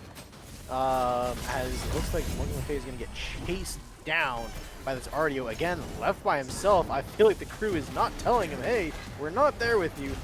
End up coming in later on, do secure the kill onto the Joe from New York, onto this on her that just had no relics up. And looks like they might back up to the Gold Fury. Still questioning it. Yeah, looks like they'll try and do it. Alright. Yeah, gets a Gold Fury, loses Beacon for it. Maybe Kakolan comes to stop the Gold Fury, but doesn't look like it. Looks like they'll opt for the Beacon, whereas the crew will take Gold Fury. And I like that on the side of the crew. They not only cleaned up, came back. They mind you, they did lose, what was that, 4 people for this Primal Fury. They ended up killing, what was it, the Scylla that was on a killing spree. She was 5-0. They ended up killing the Morgan Le Fay, killing the on her, getting a Beacon. Why is Scylla in between 2 Phoenixes, and how did she Phoenix get down? Phoenix? What happened? Phoenix is dead. There is no Phoenix to be between. Okay, well, I blinked and missed that as well. I guess Well, Beacon did a lot more damage than I think anyone expected. A bird, and neither did we. Aegis and Beats coming up from this Hachi does not get out. Sadly, does not get saved by the Odin. What was used on that mid bird? Poly? Scylla autos? Scylla autos Poly, right? That had to be what happened, right? While the crew was getting Gold Fury, King's Court is over here playing chess while crew's playing checkers. He gets the mid bird and is opting for this duo side bird as well. Oh my goodness. Bomb going down. This might be 2 birds for a Gold Fury at the end of the day. What is going on? This is just non-stop fighting. It's a massive bird extinction. First the Winged Fury and 2 Phoenixes. Morgan Le Fay is not a bird, but close enough. I'll count it. There's 4 birds with Ooh, the a chair bunch on of stones. hold. We've been Might hit the throwing on stones. her. Oh, close. All right, yeah, Cerberus ain't getting out of it. So, I was gonna say, let's tally it all up. Call it a 4 for or a 5 for like 3 trade with the Gold Fury. That I could take that from the crew, but we then lost 2 Phoenixes and then a couple more players from the crew. Now, King's Court are in a very commanding position.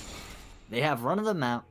Crew are forced to be cognizant of the Phoenixes.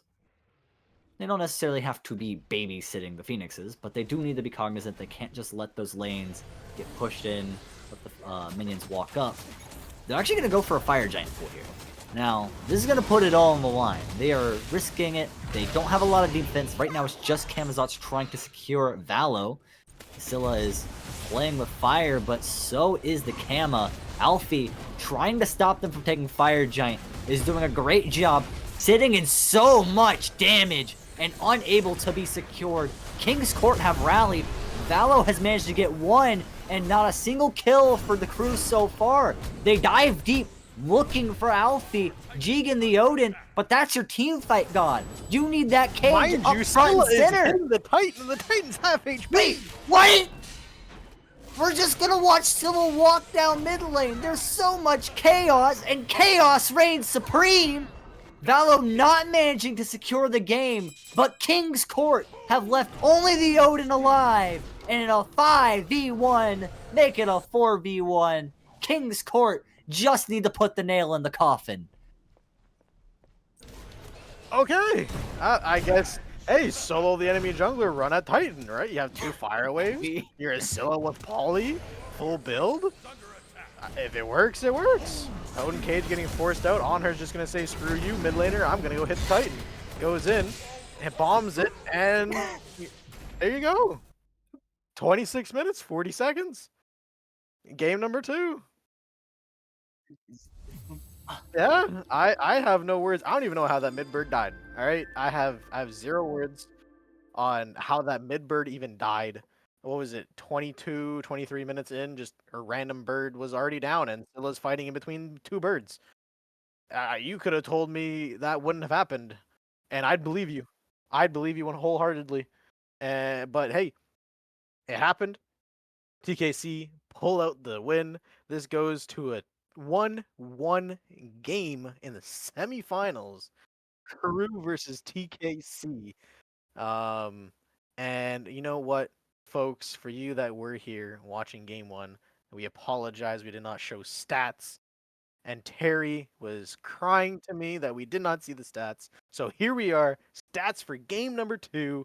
Beautiful stats. It looks like RDO played a little too aggressive. Not realizing that they were an RDO this game. Last game they were a Fafnir. I guess the Fafnir was either banned because it was not picked this game, or maybe they just didn't opt for it. Don't know what truly happened. In picks and bans, sorry, we did not have that. It seemed like someone DC'd, and they had to redo picks and bans. Apologies on our behalf.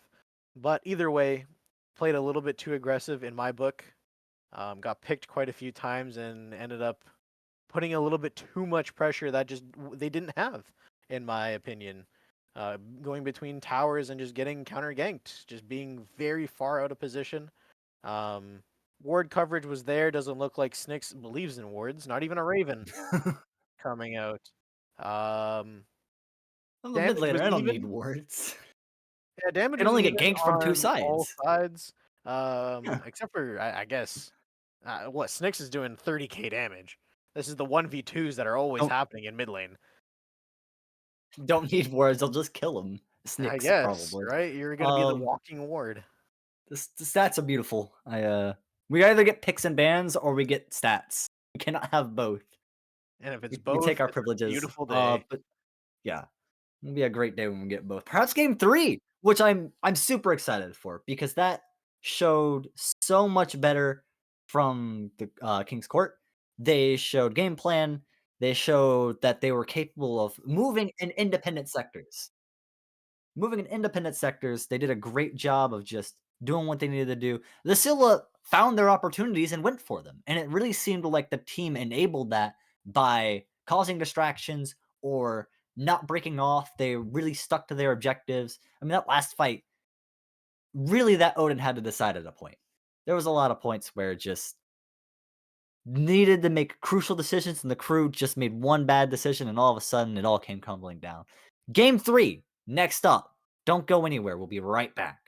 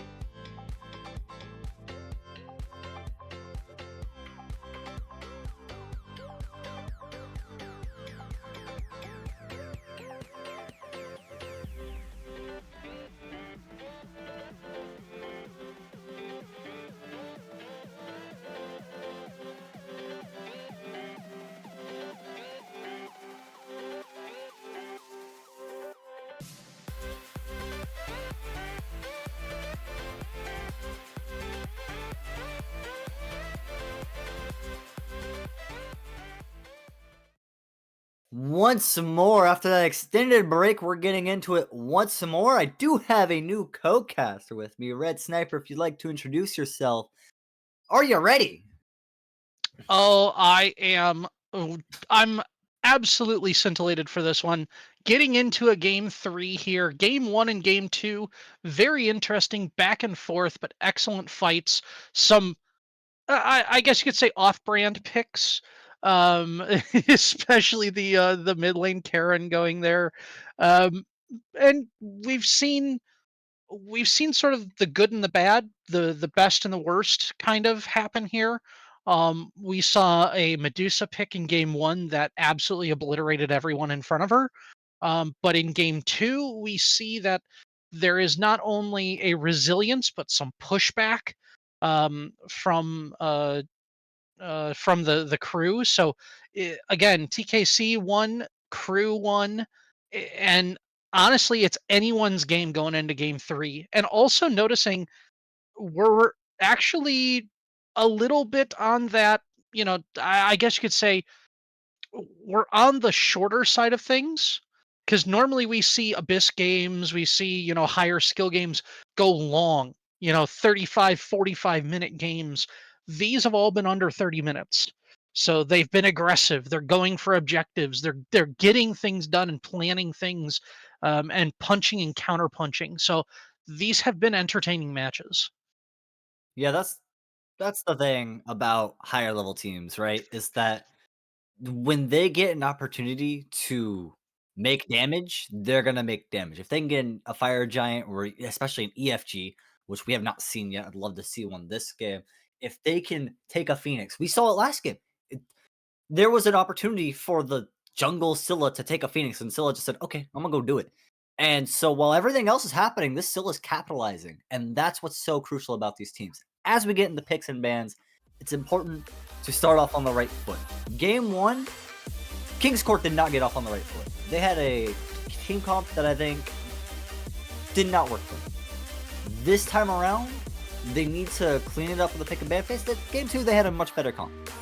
Game 3, we're going to see where the bans lie and see where the picks come.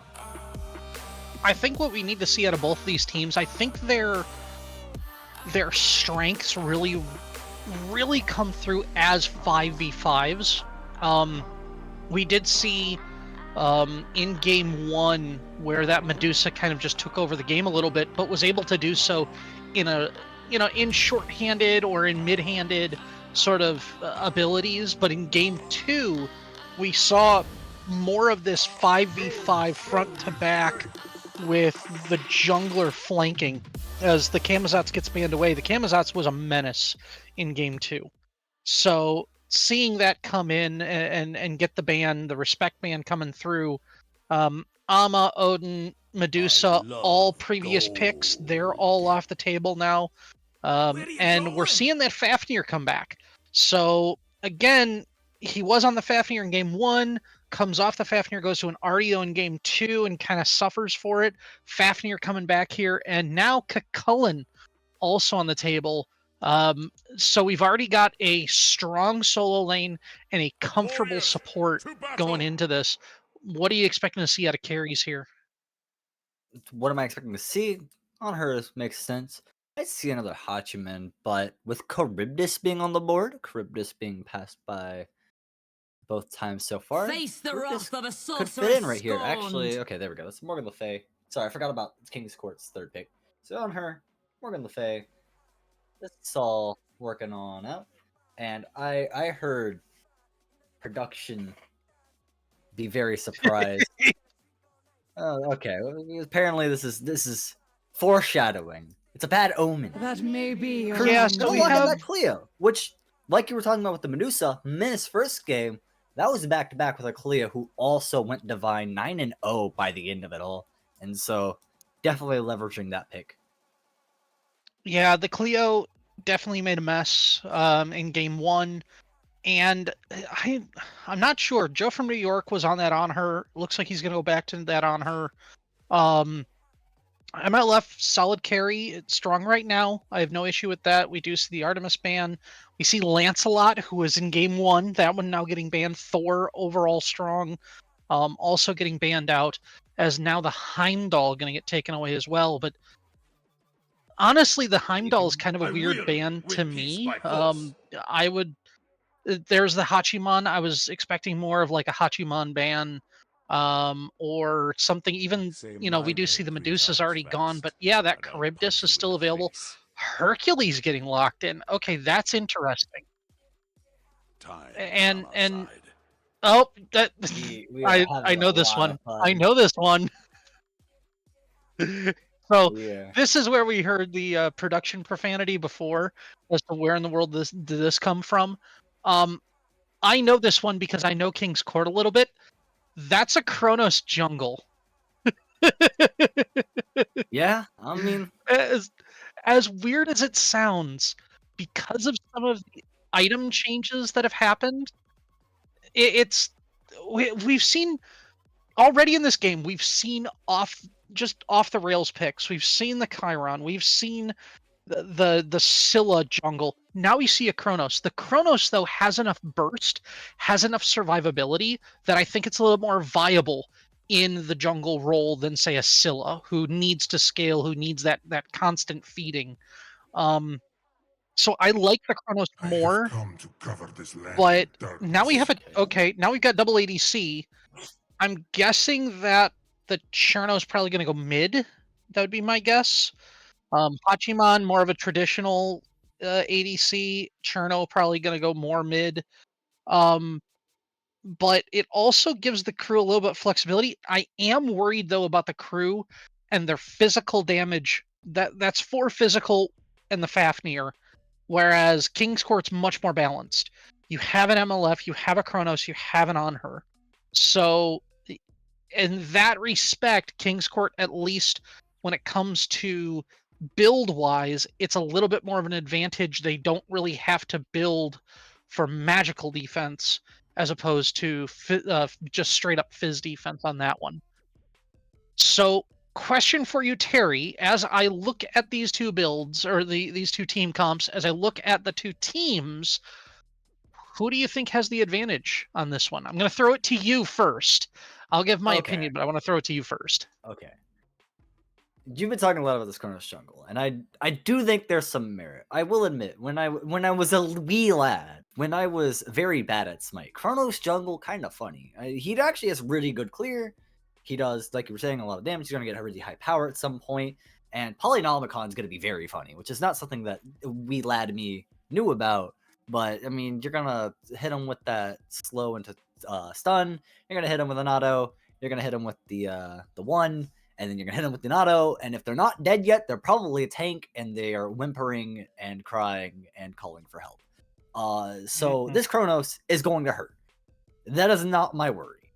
My worry is on the crew side, where you have a non-traditional double ADC. Even as far as double ADC goes, this is not where I would want to be. It's not that it can't work, but I worry that there's not going to be enough penetration to get through the Cerberus and Hercules, who are just going to say, all right, well, we know exactly what protections we need to build, and to be honest, we kind of know where our problems are going to lie. We know that, the Cherno and the Hachiman are going to be our big issues. This Cleo, of course, is going to be a threat, but if we can, really get on top of this Cherno and Hachiman, it's not going to be a great time for the crew. Now, you said a very key thing in your last phrase there. If we can get on top of this Cherno. Cherno is notoriously slippery. And I think the Cherno gives an ability that lacks in the King's Court, and that is the flexibility to split push and go from lane to lane very quickly. Also, the ability to rapidly re-engage team fights. And so, what I said about needing that front to back, needing that damage capability, needing that, I think the Cherno solves a little bit more of those problems. They don't have that glass cannon. MLF is that glass cannon, though, on the King's Court side. You don't really have that with the crew. So, as much as Hachiman has been this traditional hunter style, I think he might have problems in lane against the Anher. Anher, especially if he plays aggressive, can get on top of the Hachiman very easily. Cherno, on the other hand, it's that ability hunter that is able to do things. So I really like what the crew has there. But yeah, I kind of lean with the King's Court here because they do have the diversity of damage. They have the front to back. If you need to, you can get the pick. The Chronos can one-shot very easily if you build that way. So I like the King's Court comp, but as we've seen in both these games before, it comes down to execution. But I'm looking forward to this one. We're going to get into the game, and we're going to set the stakes a little bit, right? Because it's 1-1 and semifinals. This is it. There is no, oopsie, we'll get them next time. If this is it for your season, you are either going to grand finals, playing that best of 5, or you are going home. I mean, you're already home, this isn't a land, but you are going home. Okay? So TKC, the crew, this is it. This is what they... I'm not going to say this is them with all the stops, right? That's for grand finals. This is them showing exactly what they need to win. They think that this is what they can give. This is everything. This is everything in the kitchen sink. And right now, that's just going to have to be enough. That's going to... Both of these teams are playing a gambit, and this is exactly what they've practiced it for. Yeah, and this is... It's going to be a tough battle back and forth. There we do see Joe from New York getting the early pressure, but it flips on the other side, Jigen having the advantage over in solo lane. And with the camera here in mid, you know something is going to happen here because we have seen Behemoth and Batman very aggressive in the early game. So, and they do push to get the advantage here. So even with the MLF and the Chronos in lane there, we do see the crew with the advantage in mid lane. Jigen going to back off here as Alfie does reach that tier 2 as Alfie reaching tier level 3 before Jigen is there. Behemoth though taking a look, and looks like Alfie has spotted him out. Don't see a ward there, but there it is, as Behemoth is going to come in and take that away. Alfie will not get the Naga buff over on that right hand side, or I should say the Naga camp. It's really not a buff, but interesting to see how the posturing is happening already. Some influence over on solo side, crew getting the advantage there. But what? Oh, that's okay. What a snipe. What a snipe. Yeah. As you know, we do see Joe from New York over there trying to gain some other advantage. Does get the Naga buff as the snipe happens over. Vriska getting the shield camp over there on the left. So as much as Vayu wants to have that shield buff, giving the cooldown and the a bit of health there, as Drewsfoot is going to get smacked a little bit. Vayu having to navigate around the pillar. Again, we're seeing this back and forth, and it's those little advantages that are trying to be played out. We're seeing the give and take. We're seeing the ebb and flow so far of this game, even only 2 minutes in. Valo is going to do something, and is going to do it very well. That's going to be support camp clear, and I think Drewsfoot just heard it. Doesn't even round the corner. Seems content with just pulling poison, but Valo's going to press the advantage. The enemy jungler's heading into the solo lane side jungle, and meanwhile, the Chronos has completely emptied out the top left of the map. That being said, this is a Bull Demon King pull, and it's a very successful one at that. On the way back comes the Rolling Boulder, and Alfie will get the kill. I can't quite tell because we do not have that portion in top left. Tell me who exactly got that. There we go. And actually, Alfie did get the BDK as well, so what a steal there. A home run for sure. Not quite a grand slam, but Hercules will take it. Oh, pulling it. Oh, Vayu going down there. Beads trying to come out, trying to save his life. Drewsfoot now in a bit of trouble with this Fafnir. Will get hit by the pillar. The slow field happening there. Vrishka trying to get on top of Drewsfoot. Good hammer. Gets the stun, and Drewsfoot will survive. That could easily have been a 2-for-0 in the duo lane, but 2 quick kills here for King's Court. They will jump out to a small advantage, and we have seen those 2 those teams that seem to get that snowball going early will push that advantage towards the end. So if King's Court can get this advantage early enough in this game, they may be able to push that on the crew, and the crew might not be able to come back. Getting whacked around a little bit by the Hercules. This Hercules is going to turn a corner very soon, especially with how much XP and gold they just got from getting... that wasn't the opening kill, was it? No. But getting a solid kill, getting the BDK, Hercules is going to start at one pull away. The Kuka lane has a lot of lane presence, and the Hercules is doing a very good job of battling back. As I say that, King's Court are going to press into enemy jungle once more. 3-man strong, trying to get Batman and nail down. They will manage to force away the Chernobog. Elsewhere, it's a fight. Meanwhile, Vriska taking the 1v3 in mid lane. Drawing a lot of eyes. No kills, though. Things are going to calm down, and people are going to slowly pull back and just try to secure farm. Yeah, I mean, it's early enough. Tank going to be tanky. I mean, Vriska is going to be just fine in that mid lane, even 1v3, because you want to see Batman there clear his lane. I mean, if you get the kill, great, but if you don't get the kill, as Ultimate's going to have to come out, rewind happening from the Chronos, and here we go into a big fight. Let's see as MLF into the ult, goes 1, goes 3, and will not get the kill, but a good disengage as using the going golden to make sure that no inhibility decides to kill him off. Snicks will survive that gank over in the jungle there.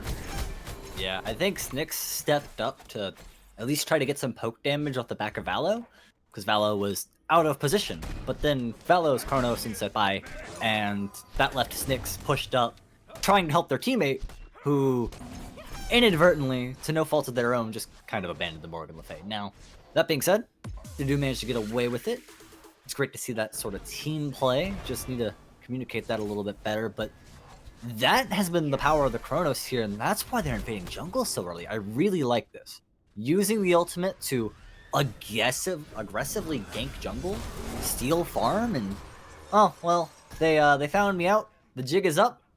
Rewind time, and it's been working out for them so far. They've pulled away with a little bit of a gold lead, a little bit of an XP lead, kill lead. All good things, but all good things come to an end, whether it ends in a win for them or not. Remains to be seen. And this is something Valo trying to get the steal there on the camp. Ever since they did that rework where you can actually steal those camps now, and it's not just it's they get a buff or they don't get a buff. This is something that some people, especially in lower levels, haven't really realized. Is each one of those that you kill, even later on in the game, it's a stacking buff. And so if you kill multiples of the enemies, so even if you get your own yellow, if it is a yellow on the other team and you steal that camp, you stack the buff again for your team. And so by doing that, by having the invasion over and over again here, Valo is actually trying to promote a snowball for his team by doing that. And again, you said it excellently. The aggressiveness of having that rewind, going in deep, getting all those camps, rewinding out of it, getting out of dodge, and being able to be safe with almost a full health bar at the end of it is excellent. It's a wonderful strategy that Valo's been able to do early on in game 3 here.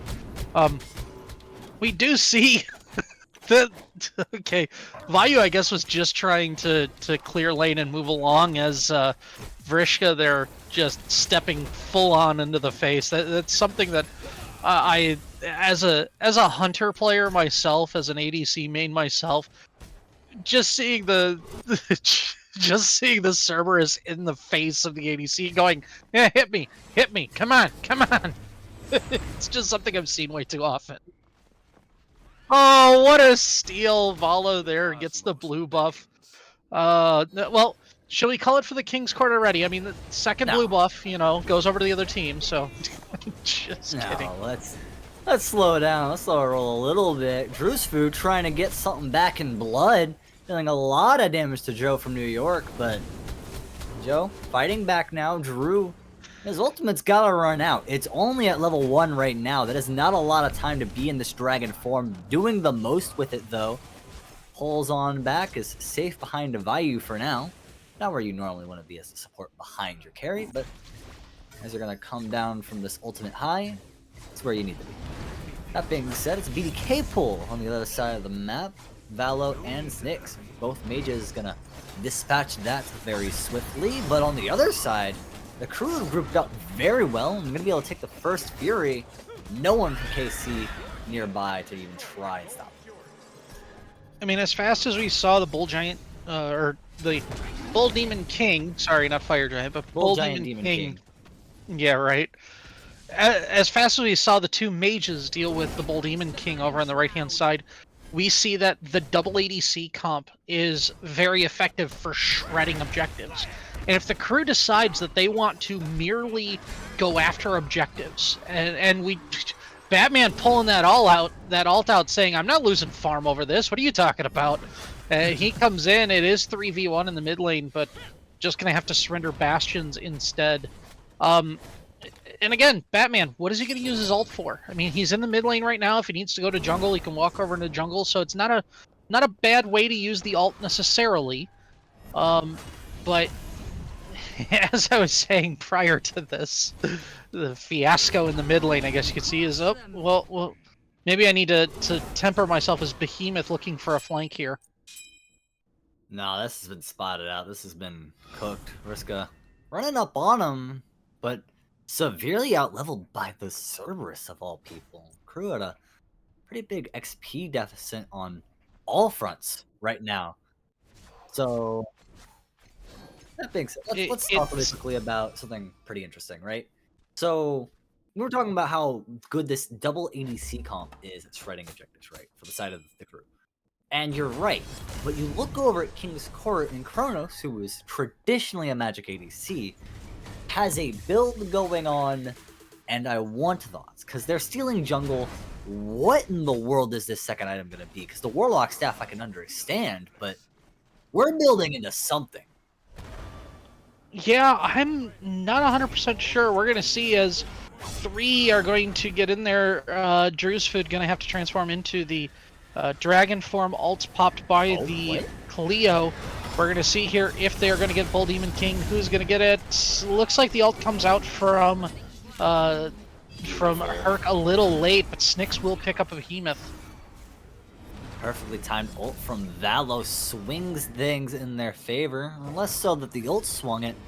More like the rest of King's Court showing up, and Valo not even punished for their transgressions. As Beacon comes up in the 3v2, King's Court have all the tempo to take this Beacon and get a really big win for themselves. That's a fat check in the pocketbook right there, and they're looking for more as this Chernobog steps up and is almost knocked down. Yeah, looks like that was the first BDK that went over to the crew over there. Although Behemoth did fall for it, so I mean, 1 kill. Oh wow, Joe from New York. The ultimates have to come out from both Joe and Vayu. Vayu getting very low under tower there, and we are seeing the aggressiveness of these Abyss players. We've said it before, you know, the games have been around a half hour. We're not seeing, you know, horribly long games from these two teams. They see an advantage, they smell blood in the water, and they're just going for it. But yeah, as I was saying before, Snick's getting a little bit of trouble here. That double ADC comp coming out of the crew, it might not have the best player-to-player damage right now, but we are seeing the shred of the objectives. Middle tower is almost down already for the crew, so they are pressing where the advantage is, where they can find them, especially in the mid lane. And again, if it looks like Batman is just focusing on mid lane, he's not really venturing out to the left or right very much. We do see a little bit as that's what it is. Okay, it's a shifter shield now for the Kronos. Yeah, that was the only thing I thought it could be. It's definitely an item that I think is going to benefit this Kronos, especially when they drop low and they have that little bit of protections to make sure that they can get their ult off. It's gonna go a long way, and you don't sacrifice the most damage for it. It's still not a full damage item, but it still will do you wonders. Alfie with an amazing ult. No one on the crew is happy about that one. Drew's Food trying to peel, and the rest of the crew are peeling out. But Vayu, laying down a lot of covering fire, is forced to back away as King's Court keep this full press on, but Vriska is going to fall for it. Vayu will drop in turn. Now, T1 will also fall, the first objective in favor of KC. This is going good for them so far. They just need to keep it up. 1-for-1 on that fight actually was the best thing that the crew could have gotten out of that. Batman was literally 1 HP. He had less than 100 hit points. He was one auto away from death, and manages to save himself by, well, never mind. As he gets greedy, Batman goes over to the solo side, and Valo picks up that one, but Snyx is going to go down. So 2 for 2 in the extended engagement, as we do see mid lane getting very low there and will fall. So ultimately, at this point, yeah, first tower does go over to King's Court, but it's 2 for 2 and a tower each side. Sneaky's gonna sneak on out, do a little bit of damage, but Cerberus managed to secure that camp for their mid laner. King's Court may have lost that fight, or not lost, but I would consider a draw there not. I would consider it a not win, if you will. Though another tower does fall in their favor in the right lane. Crew are losing these T1 objectives, and we expect that around the 16-minute mark. I mean, this is about the time where the dominoes start to fall, and the chain reaction that will send us to the late game is underway. Oh, Jigen over and right here. Jigen's going to be in a bit of trouble. Yeah, Valo laying down some fire, misses the stun, and Jigen is most likely going to be able to get away with this, but that's not to say it is with no consequence. Some farm being stolen, and more King's Court member are forming around this right side. This could end up in a team fight around Fire Giant super early on. Drew's fit in a little bit of trouble there, but not a big one. Batman again just pushing this mid lane. And I mean, you said, yeah, tier 1, you know, falling, but you kind of expect tier 1s to fall, especially in this game mode or at this level, because I mean, T1s are kind of at this point, you're going to see the aggressiveness. They've already cleared off bastions.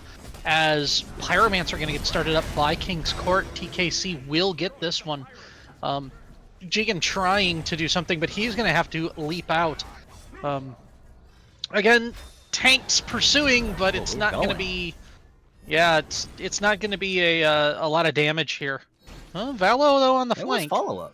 Yeah, Valo on the flank, the Snyx shortly behind. I mean, that could have been a real fight there. Another T1 draw. And we are now 4-3. Or sorry, it's 4-3. We are now 4 objectives on either side. That might change shortly. Valo looking for the enemy carry. They're going to find them, but they might not like what they find. Has to use the ult to get out of the Rewind. tower. We're going to get away with that, but actually, it might be Joe from New York take the brunt of the damage. Drew's Food dodging auto after auto. Valo is being secured by 2 members of the crew. This is a disaster. All of a sudden, the crew get the pick and return, and they chase King's Court back across the jungle and gain a lot of space. Drew's Food put on the dancing shoes and said, I'm a dwarf that can dance. Deal with it. And I know Joe from New York is not as...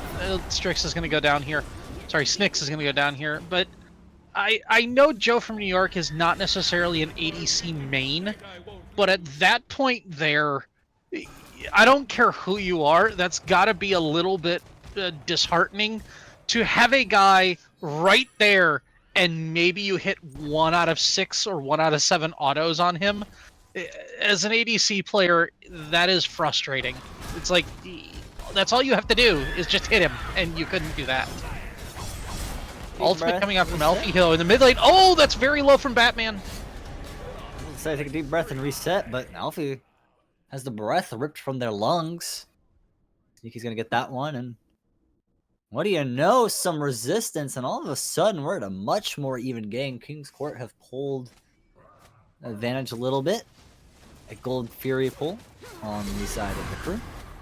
King's Court are at the man disadvantage should they try to fight this, but the thief that is Cerberus trying to sneak away with a one more, but they are no famous thief. They are simply a dog trying to make their way through this rough life, and their rough life is going to come to a short end very soon. Bayou going to secure that one. 6 with the ult, sending out some artillery fire. They're chased down, and oh, that's a lot of damage. They escape into the T2. The follow-up is there, though. Joe from New York will have to take the bullet for Snicks as they head back to Fountain. There's only one member of King's Court capable of defending the T2. The crew, though, they have other ambition. They're going to pull away. Yeah, I don't know if you saw, but Batman getting the best of Valo over on the solo side. Valo did get the tier 2 in the right lane, but it looks like Valo is going to be he's going to be split pushing from now on, because he was not in that team fight. He was not engaging with them, but Valo getting very greedy was captured around the tier 2, did manage to get that down, but the advantage that he had is starting to wane now, as we do see, instead of 2 to 3 level advantages, we are starting to see the parity come out. We are 20 minutes in, though. That XP advantage is going to be less and less as people are starting to hit 20. We do see that Batman has already hit 20 for the crew in a 3-level advantage. But we do have 2 people for the King's Court. Make it 1 person in the King's Court at 19, because we do see that Valo has already hit 20. But the crew's going to start up Fire Giant. Yeah, we're chasing ghosts over in left jungle. They have found Cleo. They will be able to secure that kill more likely than not. Alfie throwing out their ult, but not enough damage this time. They're going to try to go 1 for 1 against Vayu. Meanwhile, Snicks managed to kill off Behemoth. So that left lane Cleo finally caught. Ghostbusters up in here. Alfie trying to deal some damage, forcing the crew back, but they're happy with Fire Giant. They're happy to just peel away. T2, left lane, fallen. This split push, while they do forfeit the Fire Giant, they do get some consolation prizes. We may still be at an even game here. Yep, tier 2s in both the left and mid lane gone. And we do see Fire Giant, yes, an excellent swing in favor of the crew. A few things here and there, but the picks and the towers bring it right back. We have about a 1300 XP advantage and about a 500 goal lead right now. We'll see if that can be extended, as Pyromancer are going to be taken off the board as well. So now we have about a 1k gold lead between TKC and the crew. Just 2 bros clearing Pyromancer. Just a man and his dog. Alright, well, crew. Just bros being guys, guys being Bros. dudes. Dudes being bros? Alright. Well, actually, yeah. It's Hercules, it's not Heracles, so I don't know how this works out. One's Greek, one's Roman. I don't know. This is in my forte. Alright, so hey, we got Beacon on the side of the crew. That's pretty good. Kronos is trying to split push, managed to force Bayou back, and Ooh. okay, Julio actually very narrowly not getting into that wall. Any more damage, and they would have been incapable of entering that wall due to their passive. Follow. Gonna use the ult, not in time, blown up. Drew's food may be taken. Might be a trade, but actually the dragon seems to be escaping here. King's Court are going to head for the hills. They do not want the smoke. They have lost their pick. They're gonna have to just deal with it, roll on back, play defense.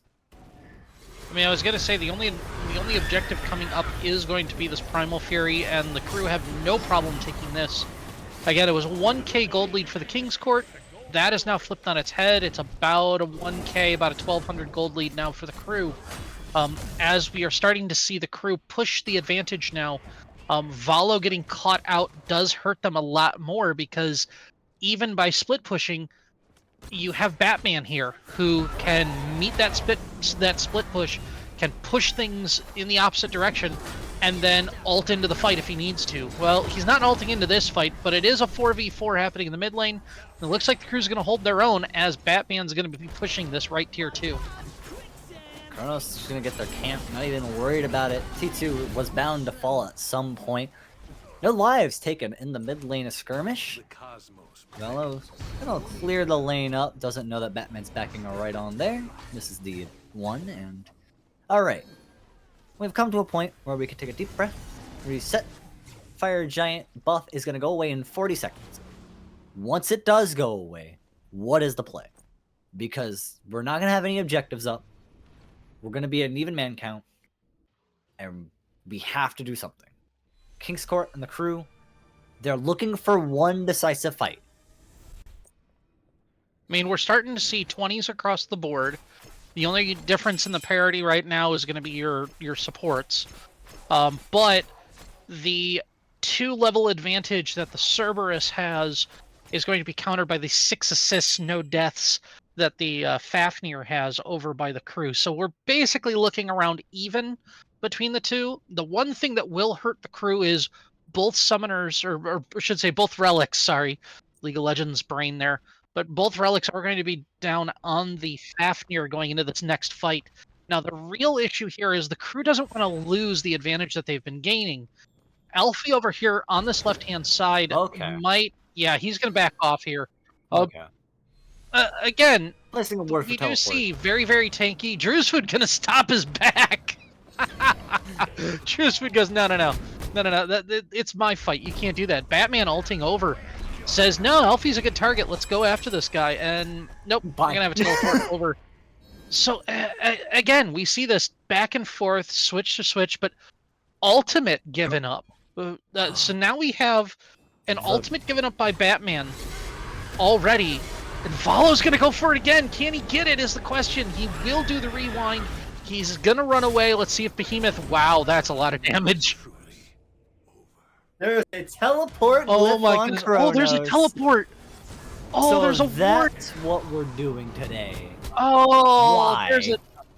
He's got persistent teleport, and he just dropped a control ward on that left side. Honestly, so he might just push until that Phoenix is dead at this point. I mean, yeah. Although we do see... although watch Batman here, because he is taking that tier 2 on the left-hand side, and Alfie's not going to be able to stop him. There is a lot of damage coming out, but Batman's going to be able to heal it up and get out. Oh, however, Snyx is here. That's a lot of damage on the MLF. Yeah, you cannot wait for that cast time. Batman is as good as dead. That's just gone right then and there. But it's a Fire Giant pulling Vriska's face. Yeah, now, we do have the carry coming on up, but the crew managed to dispatch it. They will also manage to dispatch the Cerberus. This is disastrous. You are now staring down the barrel of a 4v4, but this is a Fire Giant buffed team that has shown no fear. They've been winning most of their team fights at this point in the game. I'm really worried for King's Court. Not to mention, it's about a 5k advantage in gold for crew right now. So... not only have they swung things immensely, but now we're starting to see those late game carry implements coming in. MLF has fallen off just a little bit.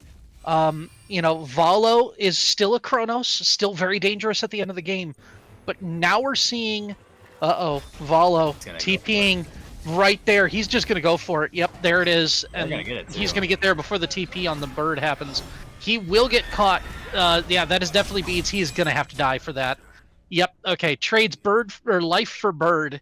But it is bird on the left-hand side, so there is a small advantage there. Alfie going to just stand here and try and get the beacon. He will be seen and caught out. He is going to retreat. Jiggen's going to maneuver that over. But now we've got Oni Fury on this left-hand side. So now, even though they've got fire minions in left, now we've got Onis to counter. And that means 3 pushing lanes for the crew, with Valo still dead for 30 seconds. Yeah, here's the thing about this Kronos play, right? Is that you are forfeiting your life every time you do this. And you now realize that in the 4v5 defense, you have a good defense comp, but is it good enough? Behemoth finds the pick in the back, Vriska taking a lot of damage. This Cerberus may not be able to withstand the onslaught. The Phoenix wasn't able to. Vriska wasn't able to. Joe isn't able to. And now it's all up to Alfie. Valo does come back up to reinforce. But 5v2, and at 29 minutes, right before the timer hits 30, it's going to be all up to the Hercules, and a Herculean effort it'll have to be, but it won't be enough. It'll be the crew to take Game 3 and go to Grand Finals. Wow, what a game. Wow, what a game. Oh, that's just crazy, man. That was what a game. Oh, and again, it was on that knife edge up until you started to see the crew get those little advantages, pushing things little by little, and then all of a sudden, snap. And to make it even worse for the King's Court was the number 1 seed, Crew is the 4 seed, and Crew gets the upset in game 3.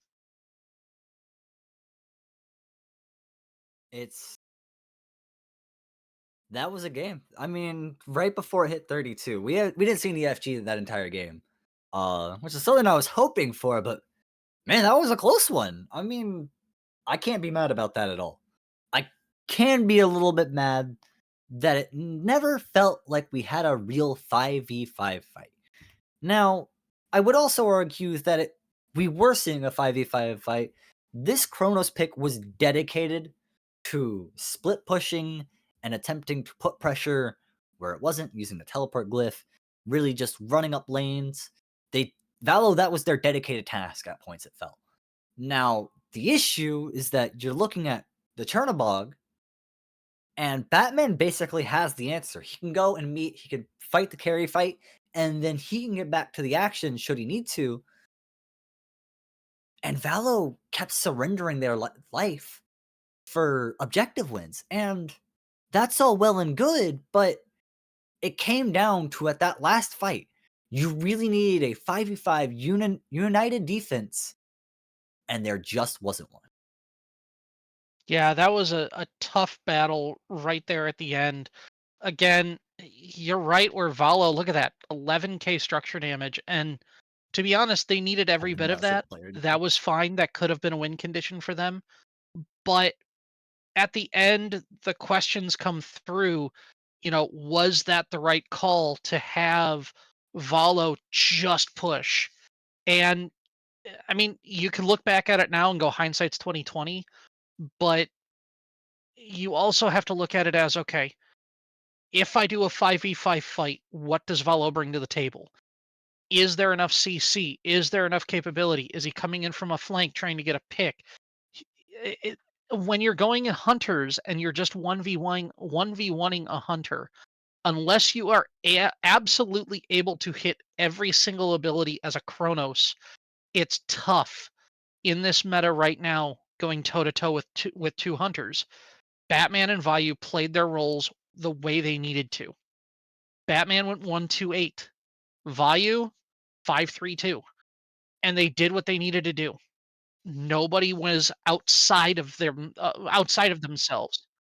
So, to be honest, I think the crew played that safely, securely, but that slow, inevitable force waiting until late game when they finally got that hunter pressure was able to push them over that finish line. No one really with a sexy scoreline like the first game of 9-0 or anything like that. I mean, the Fafnir was 0-0-12, which was impressive. I kind of like that one, but there wasn't I think anyone Cleo who was stood out to 9-2. me as. Was the Clio 9-2? Gee, was 9-3. 9 and Okay. 3. Okay. Only a 3 KD. Only a 3 KD. Right. Yeah. So no crazy 9-0 scorelines, but a 9-3 is very commendable. A lot of that was team play and taking really good fights. And the Clio was capitalizing on the front pressure by hitting the back laners, right? The tanks couldn't withstand double carry. They're being pushed back. They couldn't really deal with the Clio because they have so many problems in front of them. Really good team play, front to back. They were fighting very well. And overall, this was a earned game from the crew. Now, we're going to head in grand finals. there's a lot to say about this team. They showed us a lot of great things. And before we go, Red Sniper, what are you most excited for about this team comp, or not this team comp rather, but this team going into the biggest match of Quack and Smite League? I mean, we kind of saw it right there is the parity already. A 1 seed and a 4 seed fight to game 3. And even game 3 was on this knife edge until you saw the comp and the abilities sort of take over, the strategy take over. So I love seeing that the crew is able to bind together as a team, work forward toward that ultimate goal, and even get the upset on the way. So I want to see if they can continue the upset. Will they be the last season victors in QSL for Original Smite? It's going to be a fun one. One way or another, it's going to be a fun game. That is all we have for you tonight. There's a lot more Quack and Smite League action on the docket in the time to come. But for now, it's been me, Terry. Red Sniper has joined me as both a spectator and a co-caster. We did, of course, have Raptor on production, and while they're no longer here anymore, it was Marsh casting with me before. It's been a lovely night. Take care, and see you then.